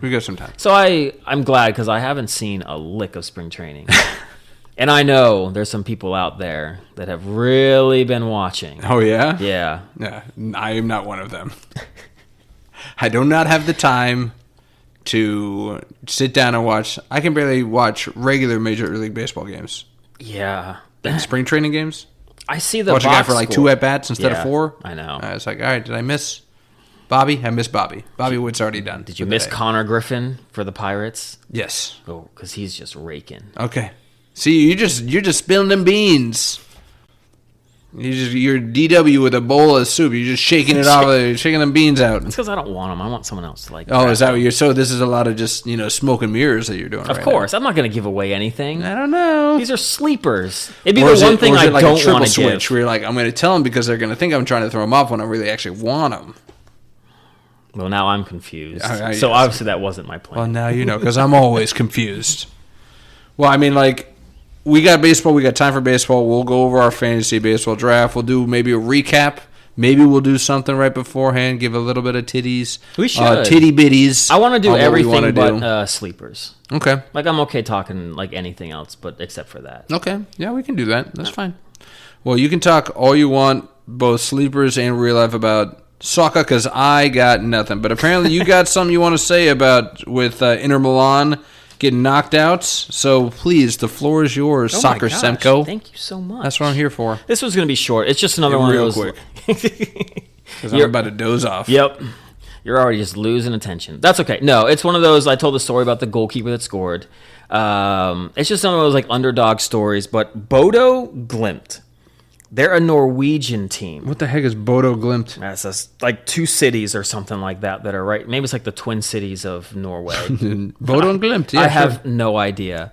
But basically... this was a typo. No, that's exactly how it's spelled. All right. But so like the Champions League in soccer, it's trying to crown the best team in Europe. Whoa. So they literally take the league winner from basically every country in Europe's top division. Okay. And so they automatically get in. Now, sometimes like the English Premier League, Spain, France, Germany, since they're so good, they're so much better than some of these leagues, they can get in more than just one. So some will get like 3 or 4 other teams in. And sometimes these small countries, they play like a play-in tournament to even get into like the Champions League draw, I guess they call it. So you're not even guaranteed to kind of get into the full thing and like play some of the bigger clubs. You got to actually qualify to get in, which this team from Norway did because Norway's first division it's Norway. But they literally sit out 3 months of the season because of how cold it is. So this team from Norway, they were on the outside. They qualified in. They were on the outside of the next qualification, kind of like how Benfica scored to finish the very last spot to get into the next round, basically. Bodo had to beat Real Madrid and Atletico Madrid, 2 of the top teams in the world, beat them, got into the knockout phases, first time a Norway team ever had, and played the Italian supergiants, Inter Milan. And beat them home and away. Wow. But it's kind of weird because those are the only 4 games they've played in like 3 months. So this is the I feel kind of bad for the top clubs. This is the Kurt Signetti mindset. It's like rest them. Just keep them rested. Seriously. Like 3 minutes, put them on ice, quite literally. Put them on ice. Just step outside. And then just, you're refreshed, you're renewed, you're not exhausted, and you go. Or were a bunch of these guys keeping busy with the Olympics? I'm sure they're double sports. Is Klæbo on the Norwegian team? I need to check. I bet you it is. He can run a sub 6 mile uphill on skis. And he's got the endurance to play the game. Yeah. Klæbo's probably their center mid. Outside mid, more like I don't know. Yes, running. sure. Gotcha. I'm teaching you. Teach me movies. I'll teach you soccer. Okay. Let's see who blinks first. I will blink. Well, that's exciting. I always love a good underdog. Yeah, love those I know you do. Those Ouija board Ouijans. I really wouldn't bring up soccer if it wasn't going to be something that I felt like you could kind of like relate to. Yes. I mean, because I could go on for like an hour. Yeah. But then you put everybody to sleep. You already kind of dozing me Manchester City versus Real Madrid for the 5th year in a row. Yeah. Oh, my gosh. Exciting stuff. All right, move on then. Okay, all right.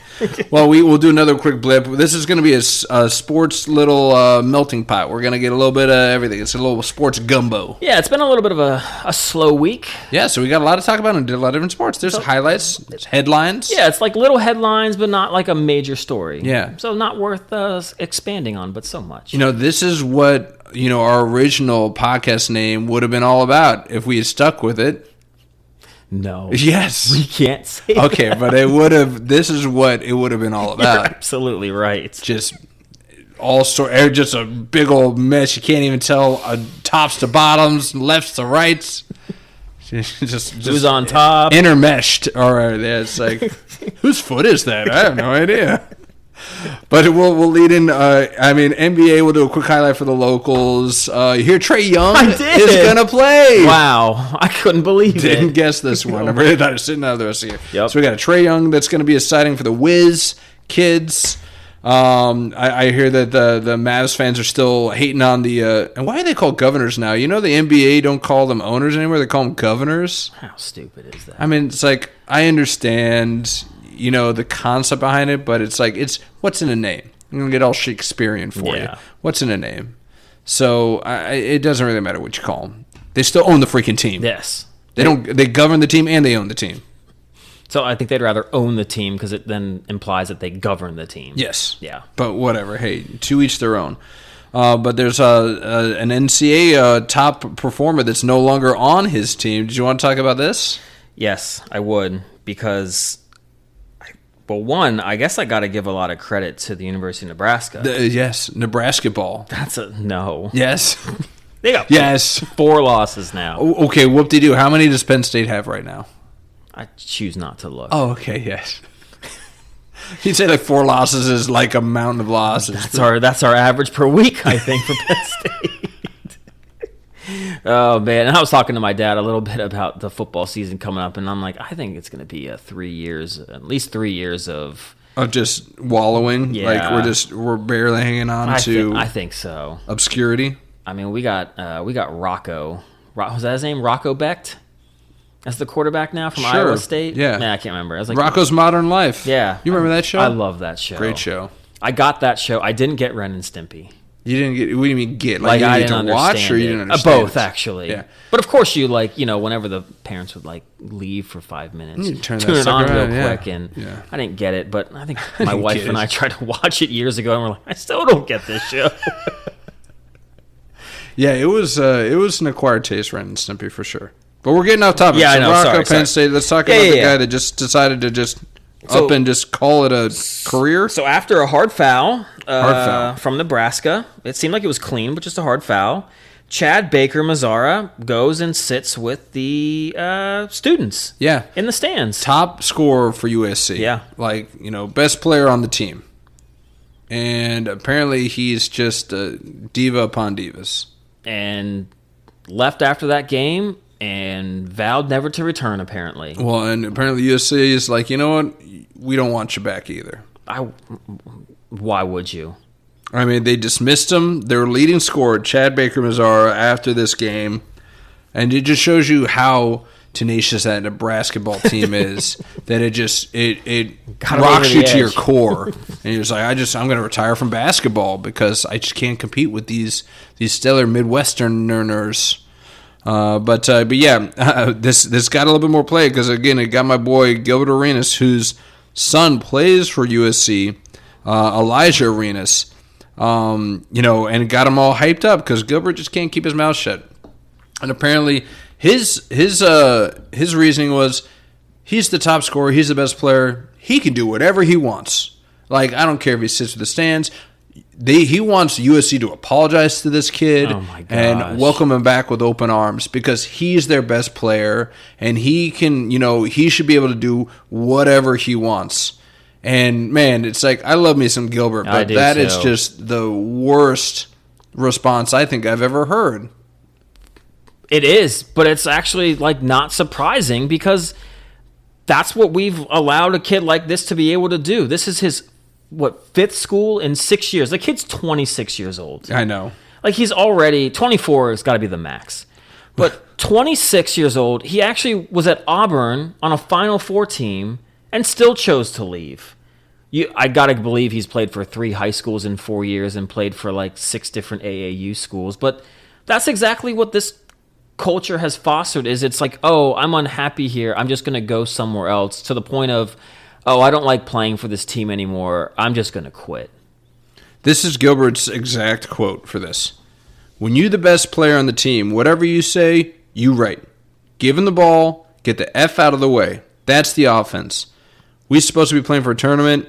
Now we got to watch this junior varsity ass team. Your son is on this team. Yeah. Well, it makes no sense either because Gilbert Arenas specifically left his kid in a public school and didn't want him doing what all those other guys are of going to these different schools because he's like, I want you to lead all these guys and lead this team and don't just jump on a bandwagon and be the guy there, but don't just run. And now he's like, this is okay. Yeah. Go ahead. Just, give him whatever he wants. It's that's what we've come to now. It used to be, professional. Now it's bled into college sports. Do whatever it takes to keep the best talent on your team. But see, that's what sucks is I feel like that's at the AAU level. There's always somebody like the Baylor head coach for basketball. Yeah. Scott Drew. Is that Scott Drew? Sure. One of the Drews. But yes, he looked at those rules and was like, oh, you mean I can actually get guys that play professionally in Europe or guys that are in the G League to play? And that's the thing that I think Adam Silver tried to kind of talk about with the tanking. That's what you heard when Scott Drew did this from coaches like Calipari and Izzo. They're like, I mean, maybe that's the rule, but I thought we kind of had our own little set of rules where we just kind of don't take professionals. We don't cross that line. And that's what I think happened at AAU is it's just, one of the coaches wanted to discipline a kid for probably not doing something. But there's some coach that said, I won't discipline you at all. Come play with me. And then it just kind of like spread from there. And there's always that coach that's like, oh, I just want to be famous myself and successful. So I'll let you do whatever you want if you can help me win. And that shows a terrible example. Yeah. So I mean, I'm happy USC is standing their ground, just kind of like how Tennessee did with that quarterback, and they're just like, no, you're gone. You know, you have to draw the line somewhere, and to be that demonstrative, like you said, this guy's he's 26-year-old. Yeah. You're not a kid. You're not 18 years old, man. Like, you know, you've been here and you've done this. You know what you're doing, and apparently, you know, it was just the final straw. It's just kind of decided, you know, cut and run. Yeah. So, you know, I don't blame USC. You know, you don't need a bottom feeder. You don't need somebody that's going to, you know, sink your team down another level, because there's enough sinking going on in the U.S. right now. Yes. You told me about this story, and I'm ashamed that you learned it before I did, because it's in my parents' home state of Nebraska. It is. Apparently, there's a massive sinkhole that was caught on tape. Yeah. Just at a random Stoplight. Just an intersection. Yep. Two cars next to each other. Right into the ground. Yep. Sinkhole. Thankfully, didn't go down but so far, and everyone was able to get out. But it's not the first time I've heard of sinkholes, like engulfing cars, houses, people like walking. Just minding their own business. Yeah, I think it got like a golfer once. A golfer? Yeah. I think he just stepped in the wrong area. And he's like, this is the best round I've ever played. or it was like he's so angry and like slammed his club, and that was the final thing, and then poof, gone. Where'd he go? Yeah, so it just opens up at a light, swallows up two Nebraska drivers. And like you said, it was a deep hole, but they were able to climb out of the passenger door, pull himself out on the street. Good Samaritans, because Nebraska's full of good Samaritans. That's what they I all hear. just stopped and just pulled each other out. Yeah, caught everybody's surprise. You think so? You think it freaking, yes, your car just plummets, free falls.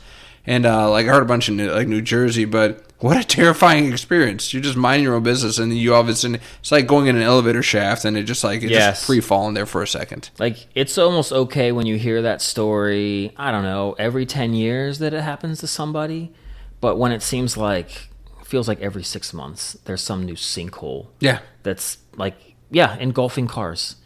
I'm terrified now. Terrified. Like, how great is Richmond? Like, have we been doing some fracking? And we like after the ice and everything, there's potholes everywhere. Yeah. Potholes, can they turn into sinkholes? I have no idea. I don't know either. I'm not a archaeologist or I'm not a whatever they're called. Geologist. Thank you. Geologist. I'm not either of those things. But I was like, my third greatest fear. But is this like, are you terrified of sinkholes? Like, you seem pretty shook about this. I am, because it is up there on my list now. Really, sinkholes? Yes, because it's just all of a sudden. I mean, the odds of that, man. Like, you gotta be having bad luck. That just kind of freaks me out that I could just, because people have obviously been on that road so often, and that's the time it just decides to go. Yeah. So is that your biggest fear? Well, so it definitely gets me going a little bit, because my biggest fear, it's probably tied. Needles is definitely up there. Needles, you're not a needle guy. The older I get, the worse it is. Really? Like I do get I start to get like white. Really like dry mouth. So you're not giving blood. No. And for a minute there, I thought I was gonna be a nurse. And then I think I went in and got like a physical, and they just drew some blood, and I think I was like, well, I can't do this. Just giving blood, it was getting me those heart palpitations. Yeah, I do not like that. But it's more along, I don't like bridges. Yeah, you told me this before. Yeah, you don't like bridges. I really don't, because that same thing where like it could just kind of collapse possibly. I know it's weird, but it's unlikely, but sure. I know. Yeah. And then the bridges because I've just had nightmares, like the bridges that kind of just go up as you're driving and then come right back down. But it's like I've had dreams where like I just fly off. Have you ever like been terrified like you're on a drawbridge and then you're like stuck and then the arms start going up? You're like, I didn't like the Woodrow Wilson Bridge in DC, like, because I didn't want to ever get stopped on there. Or yeah. You're like, they're going to do it right now. It's like they have measures in here to prevent that from happening. I know. And it did help that I did get stuck, like having to wait a few times, and you see how quick or how long it is before they actually shut it down and make sure everyone's through. Yeah. I feel like most of my greatest fears are pretty significantly irrational. Okay. Irrational fears is kind of my jam. It's like I'm not scared of needles. People think I'm scared of spiders. I'm not scared of spiders. I just can't stand them. They're I just want to kill them. Yeah. And I understand, no, but they get rid of the other books. Like, I don't care, man. I don't want that thing crawling around super fast. So one of my irrational fears is when I'm sleeping, having a spider or some other bug crawl into my freaking ear. Yeah. Because I've seen the reports of that happening, and then you just feel like, I just got something, like, scratch my ear, and then you pull it out, and there's a freaking spider in your freaking ear. That is an irrational fear. And then what if it lays eggs in there? You got like spider eggs in there, and they're just like hatching in your brain. That is an irrational fear that just, like, it will never stop. But I'm not scared of spiders. Yeah. I just don't like them. And it's the irrational fear because it's like, it's when I'm like, that's the thing. All my fears have to do when I'm at my most vulnerable. It's like, there's nothing I can do. I'm asleep. Yeah. I'm a deep sleeper too. So. Yeah, you are. Yeah, trying to wake you up for that Penn State game. That's because I had spiders in my ears. I couldn't hear you. That's my biggest nightmare. Not only that, I got spiders in my ear, I missed a football game because of it too. Irrational fear. Yeah. The other irrational fear I have, and it's because it's like I don't really traverse in deep waters, but shark attacks. I am terrified of shark attacks. We talked about this with your Jaws rules, but open water is terrifying to me because, again, I'm at my most vulnerable. I am in their territory, and I am a good swimmer. Sharks are better. Oh, yeah. Irrational fear is just getting attacked by a shark. I have the kind of the open water, like whether it's in a raft or in the water, but just or like the rip tides or whatever. Like if you're on the beach, like and you just nothing you can do and it just pulls you out and it's like it just keeps taking you and it's like the harder you try to swim, the only worse it makes it. But yeah, that's kind of up there too. Yeah. So those are my biggest fears: is bugs or spiders in my ears, and shark attacks. Two very different things. Very different. But very scary. Terrifying. Yeah. Not a fan at all. Do you have any other weird fears? I feel like my bugs in the ears is kind of a weird fear. Well, I think that's... remember everyone would always say that, you eat like 7 to 8 spiders a year, like, like while you're sleeping. Yeah. Like that was always the thing. I guess that's been like disproven, but I mean, that does creep me out as well. But no, I think truthfully, one of probably my biggest fears is not being faster than all of my friends. That's about the only thing I got going for me. So, like, I gotta maintain that. So, like, Dwight trying to do this, like, under 6 minute mile. Yeah, he's freaking you out. A little bit. That's why you think I'm doing it as well. Like, it's not for my own benefit. It's just to one-up him, even if it's by 1 second. Like, I can't have that. I'm the fast one. I'm the fast one. In our friend group, I'm the fast one. I don't know what you're trying to pull over here. Yeah. I'm the fast one. You take that away from me. What do I have? You got the podcast. That's true. You're the podcast guy now. No, I can't think of any other, like, weird fears that I have. I mean, I have dislikes. I guess a weird fear is that I drive a lot for work.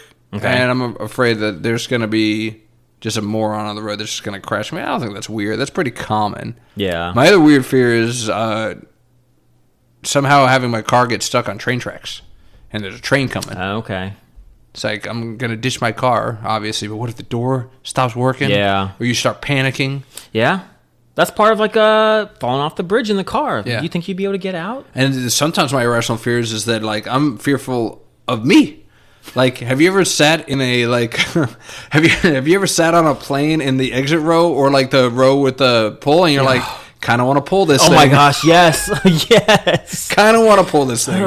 Pull this door wide open, see what happens. I'm like, what is wrong with me? You're like, we wouldn't all fly out of here, would we? Would it be like a vacuum, which just everybody just sucks right out, or what's going to happen here? There's always that thing too, where I always feel like, could I like fly on on the wings. You know, like if I grabbed on. You know? You're gonna Mission Impossible that thing, just hang on the wings like Tom Cruise. Exactly. You're not Tom Cruise, Semco. I'm better than Tom Cruise. I'm taller. Yeah, hey, you got to edge that a little bit there. Just a scotch. And you do your own stunts. So you got something going for you there. Yeah. Yeah, man. You know who's gonna have a lot of fears is Zach Ty Bryan, because he's gonna be fearful of dropping that soap in prison, because you heard about this. Zach Ty Bryan, for those of you that don't know, claim to fame, oldest son on Home Improvement. He was. He played soccer in the show, and he actually played at UCLA. Really? Like he literally, yeah. He was actually a really good soccer player. Yeah, you could tell his form was pretty good. Yeah, well, his form wasn't great behind the wheel because I think he just got convicted of his third DUI or something like that. That can't be right. In the last 6 months, he's gotten arrested 5 times? No, in 6 years. Oh, okay. 6 years. Still not a great track. No, it's not. But yeah, man, so... First Shia LaBeouf? Hey, yeah, it comes in threes. Who's the next one that's going to get anchored away? But no, I mean, Zachary Ty Bryan, it's like, another child star that just hits rock bottom and is going to jail. This guy's had... he hit the trifecta on this last one. Apparently, there's a DUI, hit and run, and property damage. Hit the jackpot. Yep. On all these things, man. Like, it's crazy to see these guys just, is it really that bad to be famous? That you go spiraling down? Is it because, what drives these people to, I don't know. Do they get upset that maybe that's all they're going to be known for, and as an adult? I mean, remember, what is it, Alfonso Ribeiro? Yeah. The Carlton? Yeah. Like, he hated the Carlton dance for so long. He didn't go, punch his wife or anything like that. Then he's just better than these guys. I mean, that's obvious. But then he learned to, embrace it and has, made a second career out of it. But I do wonder if these guys kind of, were hoping that they'd have a script that gets picked up, or they'd be able to star in a sitcom as an adult, and they're almost typecasted still because of it. Oh yeah, you were the oldest brother on Home Improvement. That probably gets tiring after a while. What if he's just a little bit jelly about JTT? You remember JTT? He was the heartthrob. I think my sister had pictures. My sister had a picture of him too. Jonathan Taylor Thomas. I think that's why we all got the bowl cutting. Yeah, look. man, he made it cool. Like you said, the guys follow what the girls really like. That's right. All right, well, if they want the oud in Cedarville or Cedar sense, we'll do it. We're going back to smell maxing. Yeah. But it's just if you like the everyone that you love has that haircut, then us boys were like, well, then I want that haircut. Man, I got to give you a hard time. You invited me to learn about this smell maxing crap, and it just made me go down a rabbit hole of I don't know what this world is coming to anymore.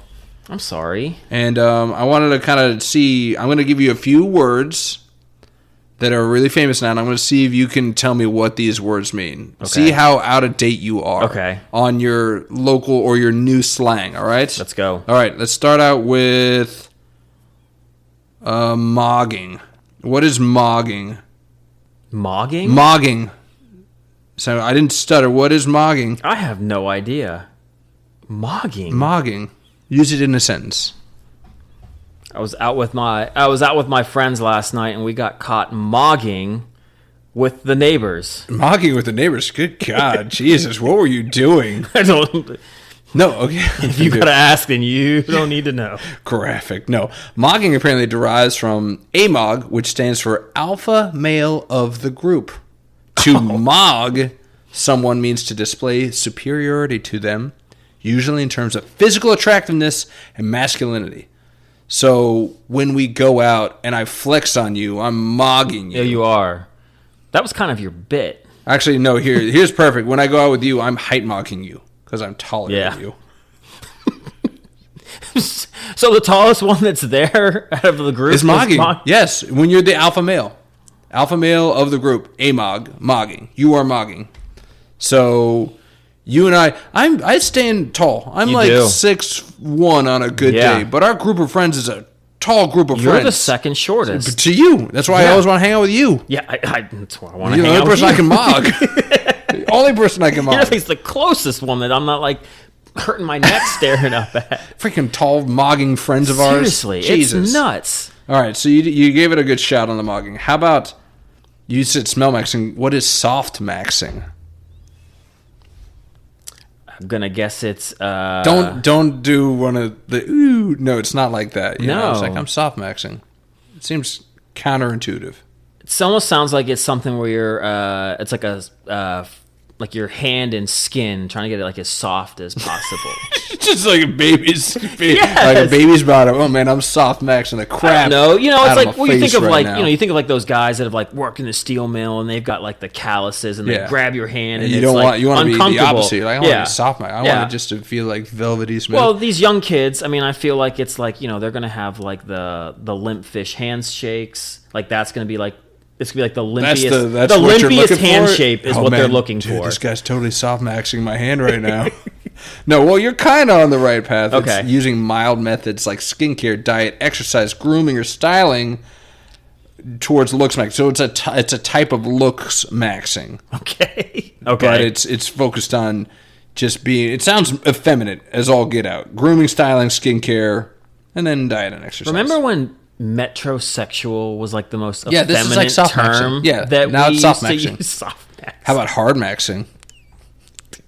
Keep it PG-13, Mr. Semko. No, hard maxing must be trying to get the hard body, so it must be the gym. Think of it more specifically on aggressive in nature. It's like, you know, I'll give you a hint. It's a type of looks maxing, which apparently is So probably like bald head. no, Well, like looking hard, looking like really hard. No, the things that you do to accelerate your looks maxing.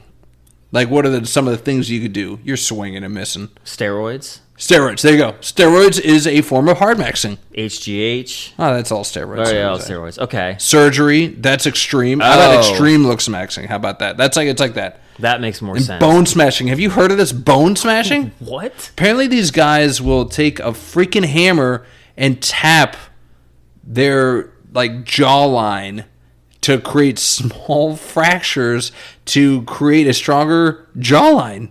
Oh my god. I thought that this society Couldn't get stupider. but also, do you know how many people that I see that get so upset with that like Sabrina Carpenter, the singer? Yes. Because of like, you know, like her album cover is like her on her knee. But it's like people are like, you shouldn't be that like audacious or anything. All these people that are doing all these things, it's all for looks. Yeah. Like they're getting worse. Yes. Actually, the next one I kind of led. It's like bone smashing. I kind of told you what that is. But the next one up here was bone smashing. It's an attempt to reshape the bone structure of the face by repeatedly tapping parts of it with a hammer. This can only be because of social The media. logic behind this is bone smashing will cause minor damage to the underlying bone, which will change the shape of the face, and it heals to give you a square face, stronger jawline. I'll save you bone smashers a favor. Call me up, and I'll just punch you right in the face. I'll just punch you right in the face, and we'll bone smash away. How about that? You know what I always kind of wanted that I thought would be kind of cool? Brass knuckles. Yeah, that's hard maxing bone smashing. Yes, that's what I'm saying. You call the Undrafted and Overconfident podcast. We will help you with your bone smash. All right, how about this one? Ascending. Do you know what ascending means? I'm kind of disappointed. I've literally never heard of any of these terms before. Like I kind of, I'm proud of you for not knowing any of these Thank terms. you. You have not gone down this. I Yeah. feel dirty looking this up and be like, oh my god, what is this becoming? All I'm doing is I'm preparing myself to deflect. If my son ever Yes. gets, if he says anything, I was like, all right. You've got to do your research. Yeah, exactly. Got to stay on top of these things. Wow. Right? Ascending is refers to the process of significantly improving one's physical attractiveness. Basically, it's a looks maxer's version of a glow up. Is Okay. ascending. So when you get off that, you max out on your bench, or you finish bone smashing your face. You're like, I am ascending right now. Oh my god, everything doesn't need to have a term. Everybody. Yeah. There's so many of these. I'm going to give you one more because a lot of these are just, God, degrading and just horrible. This is me. Gesture maxing. Trying to be the Gesturing funniest. maxing. Trying to be the funniest one. That's in the right. room.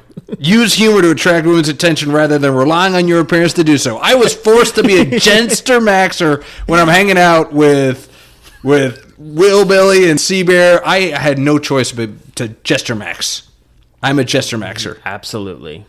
You got. So I got my wife. I mean, you Jester got Max. some good looks to you. Thank you, sir. But compared to Some of the dreamboats that we hang out with. yeah, We're low on that totem pole. All right, one more. There's something called Hunter Eyes. And no, not Sea Bear. Come I'm on. looking at those blue eyes. But he probably has Hunter Eyes himself. Apparently, there's an eye shape that's highly desired in the looks maxing community. Oh my god. Hunter Eyes are described as having almond-like contour, deep-set position, and low-set eyebrows. Now you're going to look in the mirror and be like, do I have Hunter Eyes? There's also Prey Eyes, which are obviously the opposite of what you want. They are angled slightly upward toward the temples. No, wait, that's still Hunter Eyes. Prey Eyes, they're rounder and have a neutral or negative canthal tilt. Oh my god. Oh, there's so many words I've never heard of before in this whole thing. I can't wait to go into work tomorrow and ask some of the Gen Zers. Like, do I have Hunter Eyes? Yeah. They're like, okay, we're calling HR. Like, yeah, what I is he know. saying? Oof, I know. I thought I was gonna get myself in trouble a couple of times with like the Irish friend because I was like doing some quotes from Snatch, and I was like, I don't know if these are like derogatory or They could not. be. You have no. To him, And of course he did. I mean, he's a pretty quirky guy. I knew I'd get away with it, but he definitely did the whole like, dude, you don't effing call me that, man. I was like, oh really? He's like, no. Wow, he got you going there No, for a he second. did. Yeah, he's kind of a big guy. I don't want to make him mad. He's a big guy. He's like, I don't. All right, I do got one more for you. Just because you're a cat fan, there's something called mewing. Mewing. Is that when you try to literally dress and look as much like a cat as possible? Because that's real. That's soft maxing. That's fluffy maxing. Fluffy maxing. It's meow maxing. No, apparently it's a technique involving resting the entire tongue against the roof of your mouth with lips sealed and teeth gently touching. This sounds homoerotic just by reading this, with the intention of creating a sharper jawline. Apparently this was a trend back in 2023, but mewing is you're going to do this when you get home. You're going to stick your entire tongue against the roof of your mouth with lips sealed and teeth gently touching, and that's going to create a sharper jawline. You're doing it right now. Yeah, there you go. I feel it a little bit. Yeah, it's you don't got to take a hammer to your face. Just do some mewing. Maybe it's like brushing your teeth. You just do it for like a minute 30, morning and night. It's like we're putting in the white strips. Oh, that too. Yeah. Yeah. Just put your white strips in. Just start mewing, and it's When you see me next week, you're gonna be like, "What is that? did Whoa, you geez. do?" You got a big fracture on your face. You took a hammer to it. I feel like I'd rather just get the plastic surgery than like go through all this stuff. Like, I mean, it's ridiculous. I'm embarrassed just reading this stuff off. Can you imagine taking this stuff seriously? no, there is so much more important stuff going on in your life. There has to be than focusing on any of these things. It's like there's looks maxing, there's smell maxing, There's taste maxing. There has to be somehow the finest foods that give you the best You're breath. just licking like foie gras and like maybe truffles. You're like, I'm taste maxing. Maybe right it's now. all the umami type. Umami. And Benito umami, umami. But maybe it's all those types of foods and making sure you get that effect out of everything. I'm pretty sure touch maxing gets you arrested. So maybe we steer clear of that sense. That sounds like a 2027 Florida Man game. Yeah, touch maxing. The touch maxing that goes along with the evading police capture. Well, it's not just the people that are out there trying to better themselves in the looks department, Semco. I shared this with you because I was like, your girl pup, what's her name again? I'm sorry. Joanna. I should know this because it's a woman's name because that makes a lot of sense. No, but Joanna, I thought, Joanna would love this. But apparently now dogs can get a BBL. What does BBL stand for?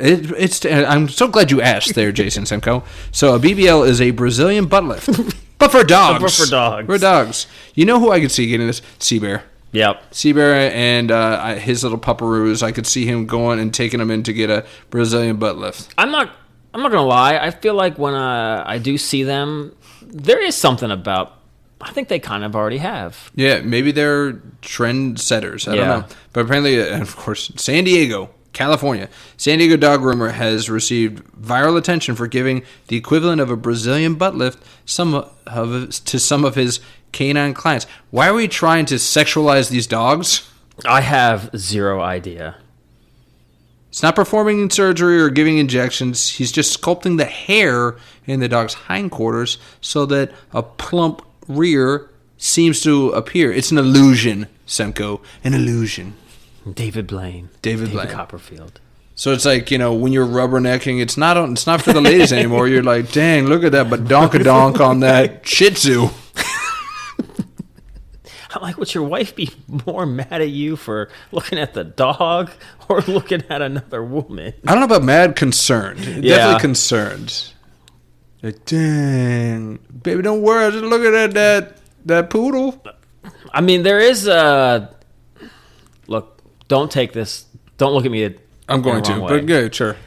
All over my ass. So the corgis are kind of known for like the butt already. With Are a they? Little walk. All right, yes. okay. Yeah. They got the swivel. They do, and it's kind of like this is the corgi butt. They call it that because it already is kind of like got it like BBL. So I'm like, man, I would kind of put a BBL on. That's what I'm saying. Yeah, all right. I mean, that's gonna be like the Kim Kardashian look. Are you telling me the corgis are the sexiest of the puppies for you? I'm just saying compared. No, I thought that was an awful look. It's just. It's too much. It's way too much. But that's what I'm thinking it would be. But it's almost one of those where you're like, yeah, but you got to still kind of, like, how bad is it? Like, how big is it? I don't know. I'm getting myself in trouble. It's like, which breeds would the BBL work on the most? So corgis would be your one. Yeah, it's one of those where it's like, because it's already something that people look and talk about with corgis in the dog world. Okay, I'm sorry. I don't know this. This is news to me. In the small dog world. Okay. Yeah. In the dildo world. Yes, mostly that too. Unless we got stuff like that to talk about. No, but it's like my wife was showing all this stuff on like Instagram, and it's always like hashtag corgi butt and like blah blah blah. Okay. So it, like I said, it's kind of a thing, but it's just like, okay, so give like a BBL. It's like, well, why wouldn't you want to just really see what it looks like? But any other dog, I'm like, what's the point? It's just telling me this, like, we got, as a society, we got too much money, like disposable income. This is all your dildos and your are they? Yeah, it's like, this is, you got dual income and you got a little dog and you got nothing else to spend your money on. So you're like, you know what? I'm just gonna make my dog look as sexy and as provocative and erotic as humanly possible. Like we sat the other night and Joanna, she's no longer in like a crate at night, so she can kind of go wherever she wants. And she's got like a bed under the bed. She likes being under the bed. Oh, okay. But, yeah, it's her thing. But anyway, she sometimes will kind of like in the middle of the night, she'll be kind of laying in other places.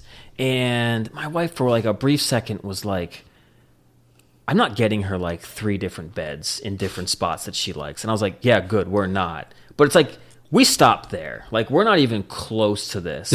But I can only imagine how many other dildos households where it's just like, oh, well, in this room, Poochie likes having a bed there, and here's like, there's water bowls in every single room. And they only drink Evian. Yeah, and we eat, I cook their meals for them every single night. No, never. I'll boil a chicken once a year for like food for her. It's like Christmas. And that's kind of like this thing's kind of going bad, and it's just like not all the way there. But it's like we've got so much other food, it's like I have to do something with this chicken. It's like, sure. All right, like boil it and give it to her like throughout a few days. But that's it. I'm not spending 45 minutes making my dog a meal, and I love the little thing, but hell no. You've seen those like dog food commercials that come out and they're like, it's like real chicken or real beef or this, and that. And I'm like, how much does that crap cost? It goes in the fridge. You've seen this? We do the Fresh Pet, actually. Is that what it's called? Yeah. Do you make that big of a difference? So for our dog, she just some of it's with her teeth. Okay. She's lost a lot of teeth, and they just seem sensitive. So the kibbles, and she doesn't really eat right away. So sometimes like putting water in the kibbles, like she lets it sit, and then she doesn't eat it. So it actually is it is good for her, but it's more for her teeth that we do. Do you ever, But like, in the middle of the night, half awake, you, like, go in the fridge for, like, a midnight snack and you start eating dog food? actually, it doesn't smell that great. Have you tried it? Have you tasted it? Surprisingly, I haven't.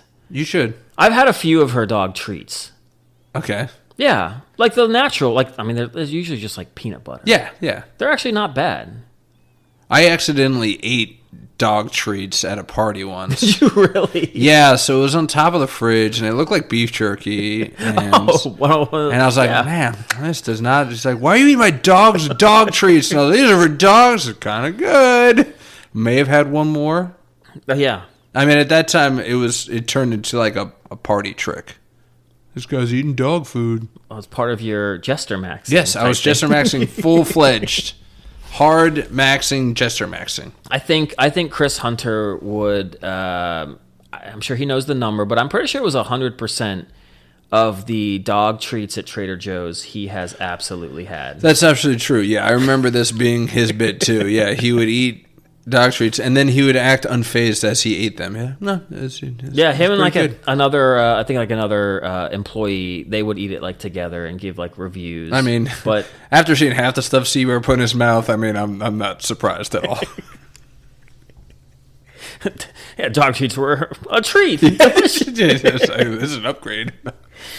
But no, I mean, when they're like just peanut butter and that's kind of it, and there's just like some wheat and peanut butter, they taste fine. All right, maybe that'll be my next bet. It's like if you lose bet, you need to have the exact same meal as your dog. You need to eat the fresh food. pet. Eat that fresh pet. Ooh, thank God you didn't go with man. It was like the worst bit for it. Like elevated Skip Bayless and lowered Woody Page when Woody Page ate cat food on live TV. I did not see this. Yeah, no. Yeah, that was kind of the end of Woody, and somehow that'll kind of put you in the doghouse or the cat house. Cat food or the cat backpack. Oh my God! Yeah, Jimbo's right there. He's right there for it. We got anything else? I mean, like, I feel like it's a hard one to top talking about. God, and I'm looking at what kind of dog is this? God, that is a plump booty. It's like a Pomeranian. That's a Pomeranian. That looks like was it Sonic? You see the dog looking back too. It's definitely got that kind of like. It knows what it's working with. You like what you see? It's graphic. Yeah, and I can't look away. See what I'm saying with the corgi? You wouldn't look away. It's like, dang, look at the booty on that corgi. Look, man, when you don't have kids, there's just a lot of other things you pay attention to. You get a lot of free time, yeah. I just got more free time. I don't know what to tell you. Well, you want to talk about, speaking of free time, you want to talk about this plane story that I got here, or are we wrapping? Well, we're at like an hour and 56. Oh, maybe are we going to cut under 2 hours? I think we should cut under 2 hours. All right, we did it. I think I've also learned that just over 2, we get a lot more listens than when we go 2.5. Okay, so let's keep it. I think it just scares people off immediately. Ooh, that extra 30 minutes, my goodness. That's what I was kind of thinking, but you know what? That's what the people want, and we're here to give the people what they want. So I think what our biggest listener wants us to talk about, we probably should give it a lot more time to get to that 2.5. Absolutely. Because WWE wrestling. Yes. We're going. Holy cow. Oh my gosh. It was like Elimination Chamber. What? I mean, mystery guests unmasked. Yeah, I couldn't believe it. From the first fight to the end. Wow. Did you see the guy that won? Oh, I didn't think he had a chance. Did you see that coming? Not at all. They always have me on edge. And that one guy that got tapped out when you didn't think he was going to get tapped out? Oh, and then the other guy that got help from a guy came running out at the right moment to stop the pin, right at 2 3/4. Just another quarter and he would have been done. It had it all. All of it. Man, I'm almost at a loss for words. But you know what? I think we're out of time. Oh, that's right. I think we're out of time. Oh my God. I mean, man, we blew it. Yeah. Could have done a whole 2 hours on this, but we just ran out of time. Oh my gosh. So maybe we'll get to it next time. We'll see. I'll try to remember to throw it in the outline, but I can't believe we just overlooked that thing. Man, geez, sorry guys. Yeah. I know that's what you were hoping for. Yeah, well, maybe hang on for next week. Yeah, we're such teasers. Will we actually do it? Oh my god. Right after I give my dog a BBL, yeah, absolutely. You cut your own hair. I do. You can try to cut your dog's BBL. I'll try to cut my dog's hair with BBL. Okay, great. We'll see who does whose better. dog's got a plumper booty. Yeah. That won't go over well with My me. dog's blind already. He's suffered enough. I'm not gonna do that to him. My dog's been through enough as well. Yeah, you need 3 towels to wrap him up to try and pull that crap I off. know. My Calista couldn't even do that. Well, that's another episode of the Undrafted and Overconfident podcast. Thanks for hanging with us, the two friends who've been arguing about sports for 20 years and still can't agree on anything. Hit that follow button, drop a rating, and email us at undraftedandoverconfident@gmail.com, and we'll see you next week. Different takes, same nonsense. Thanks, y'all. Peace.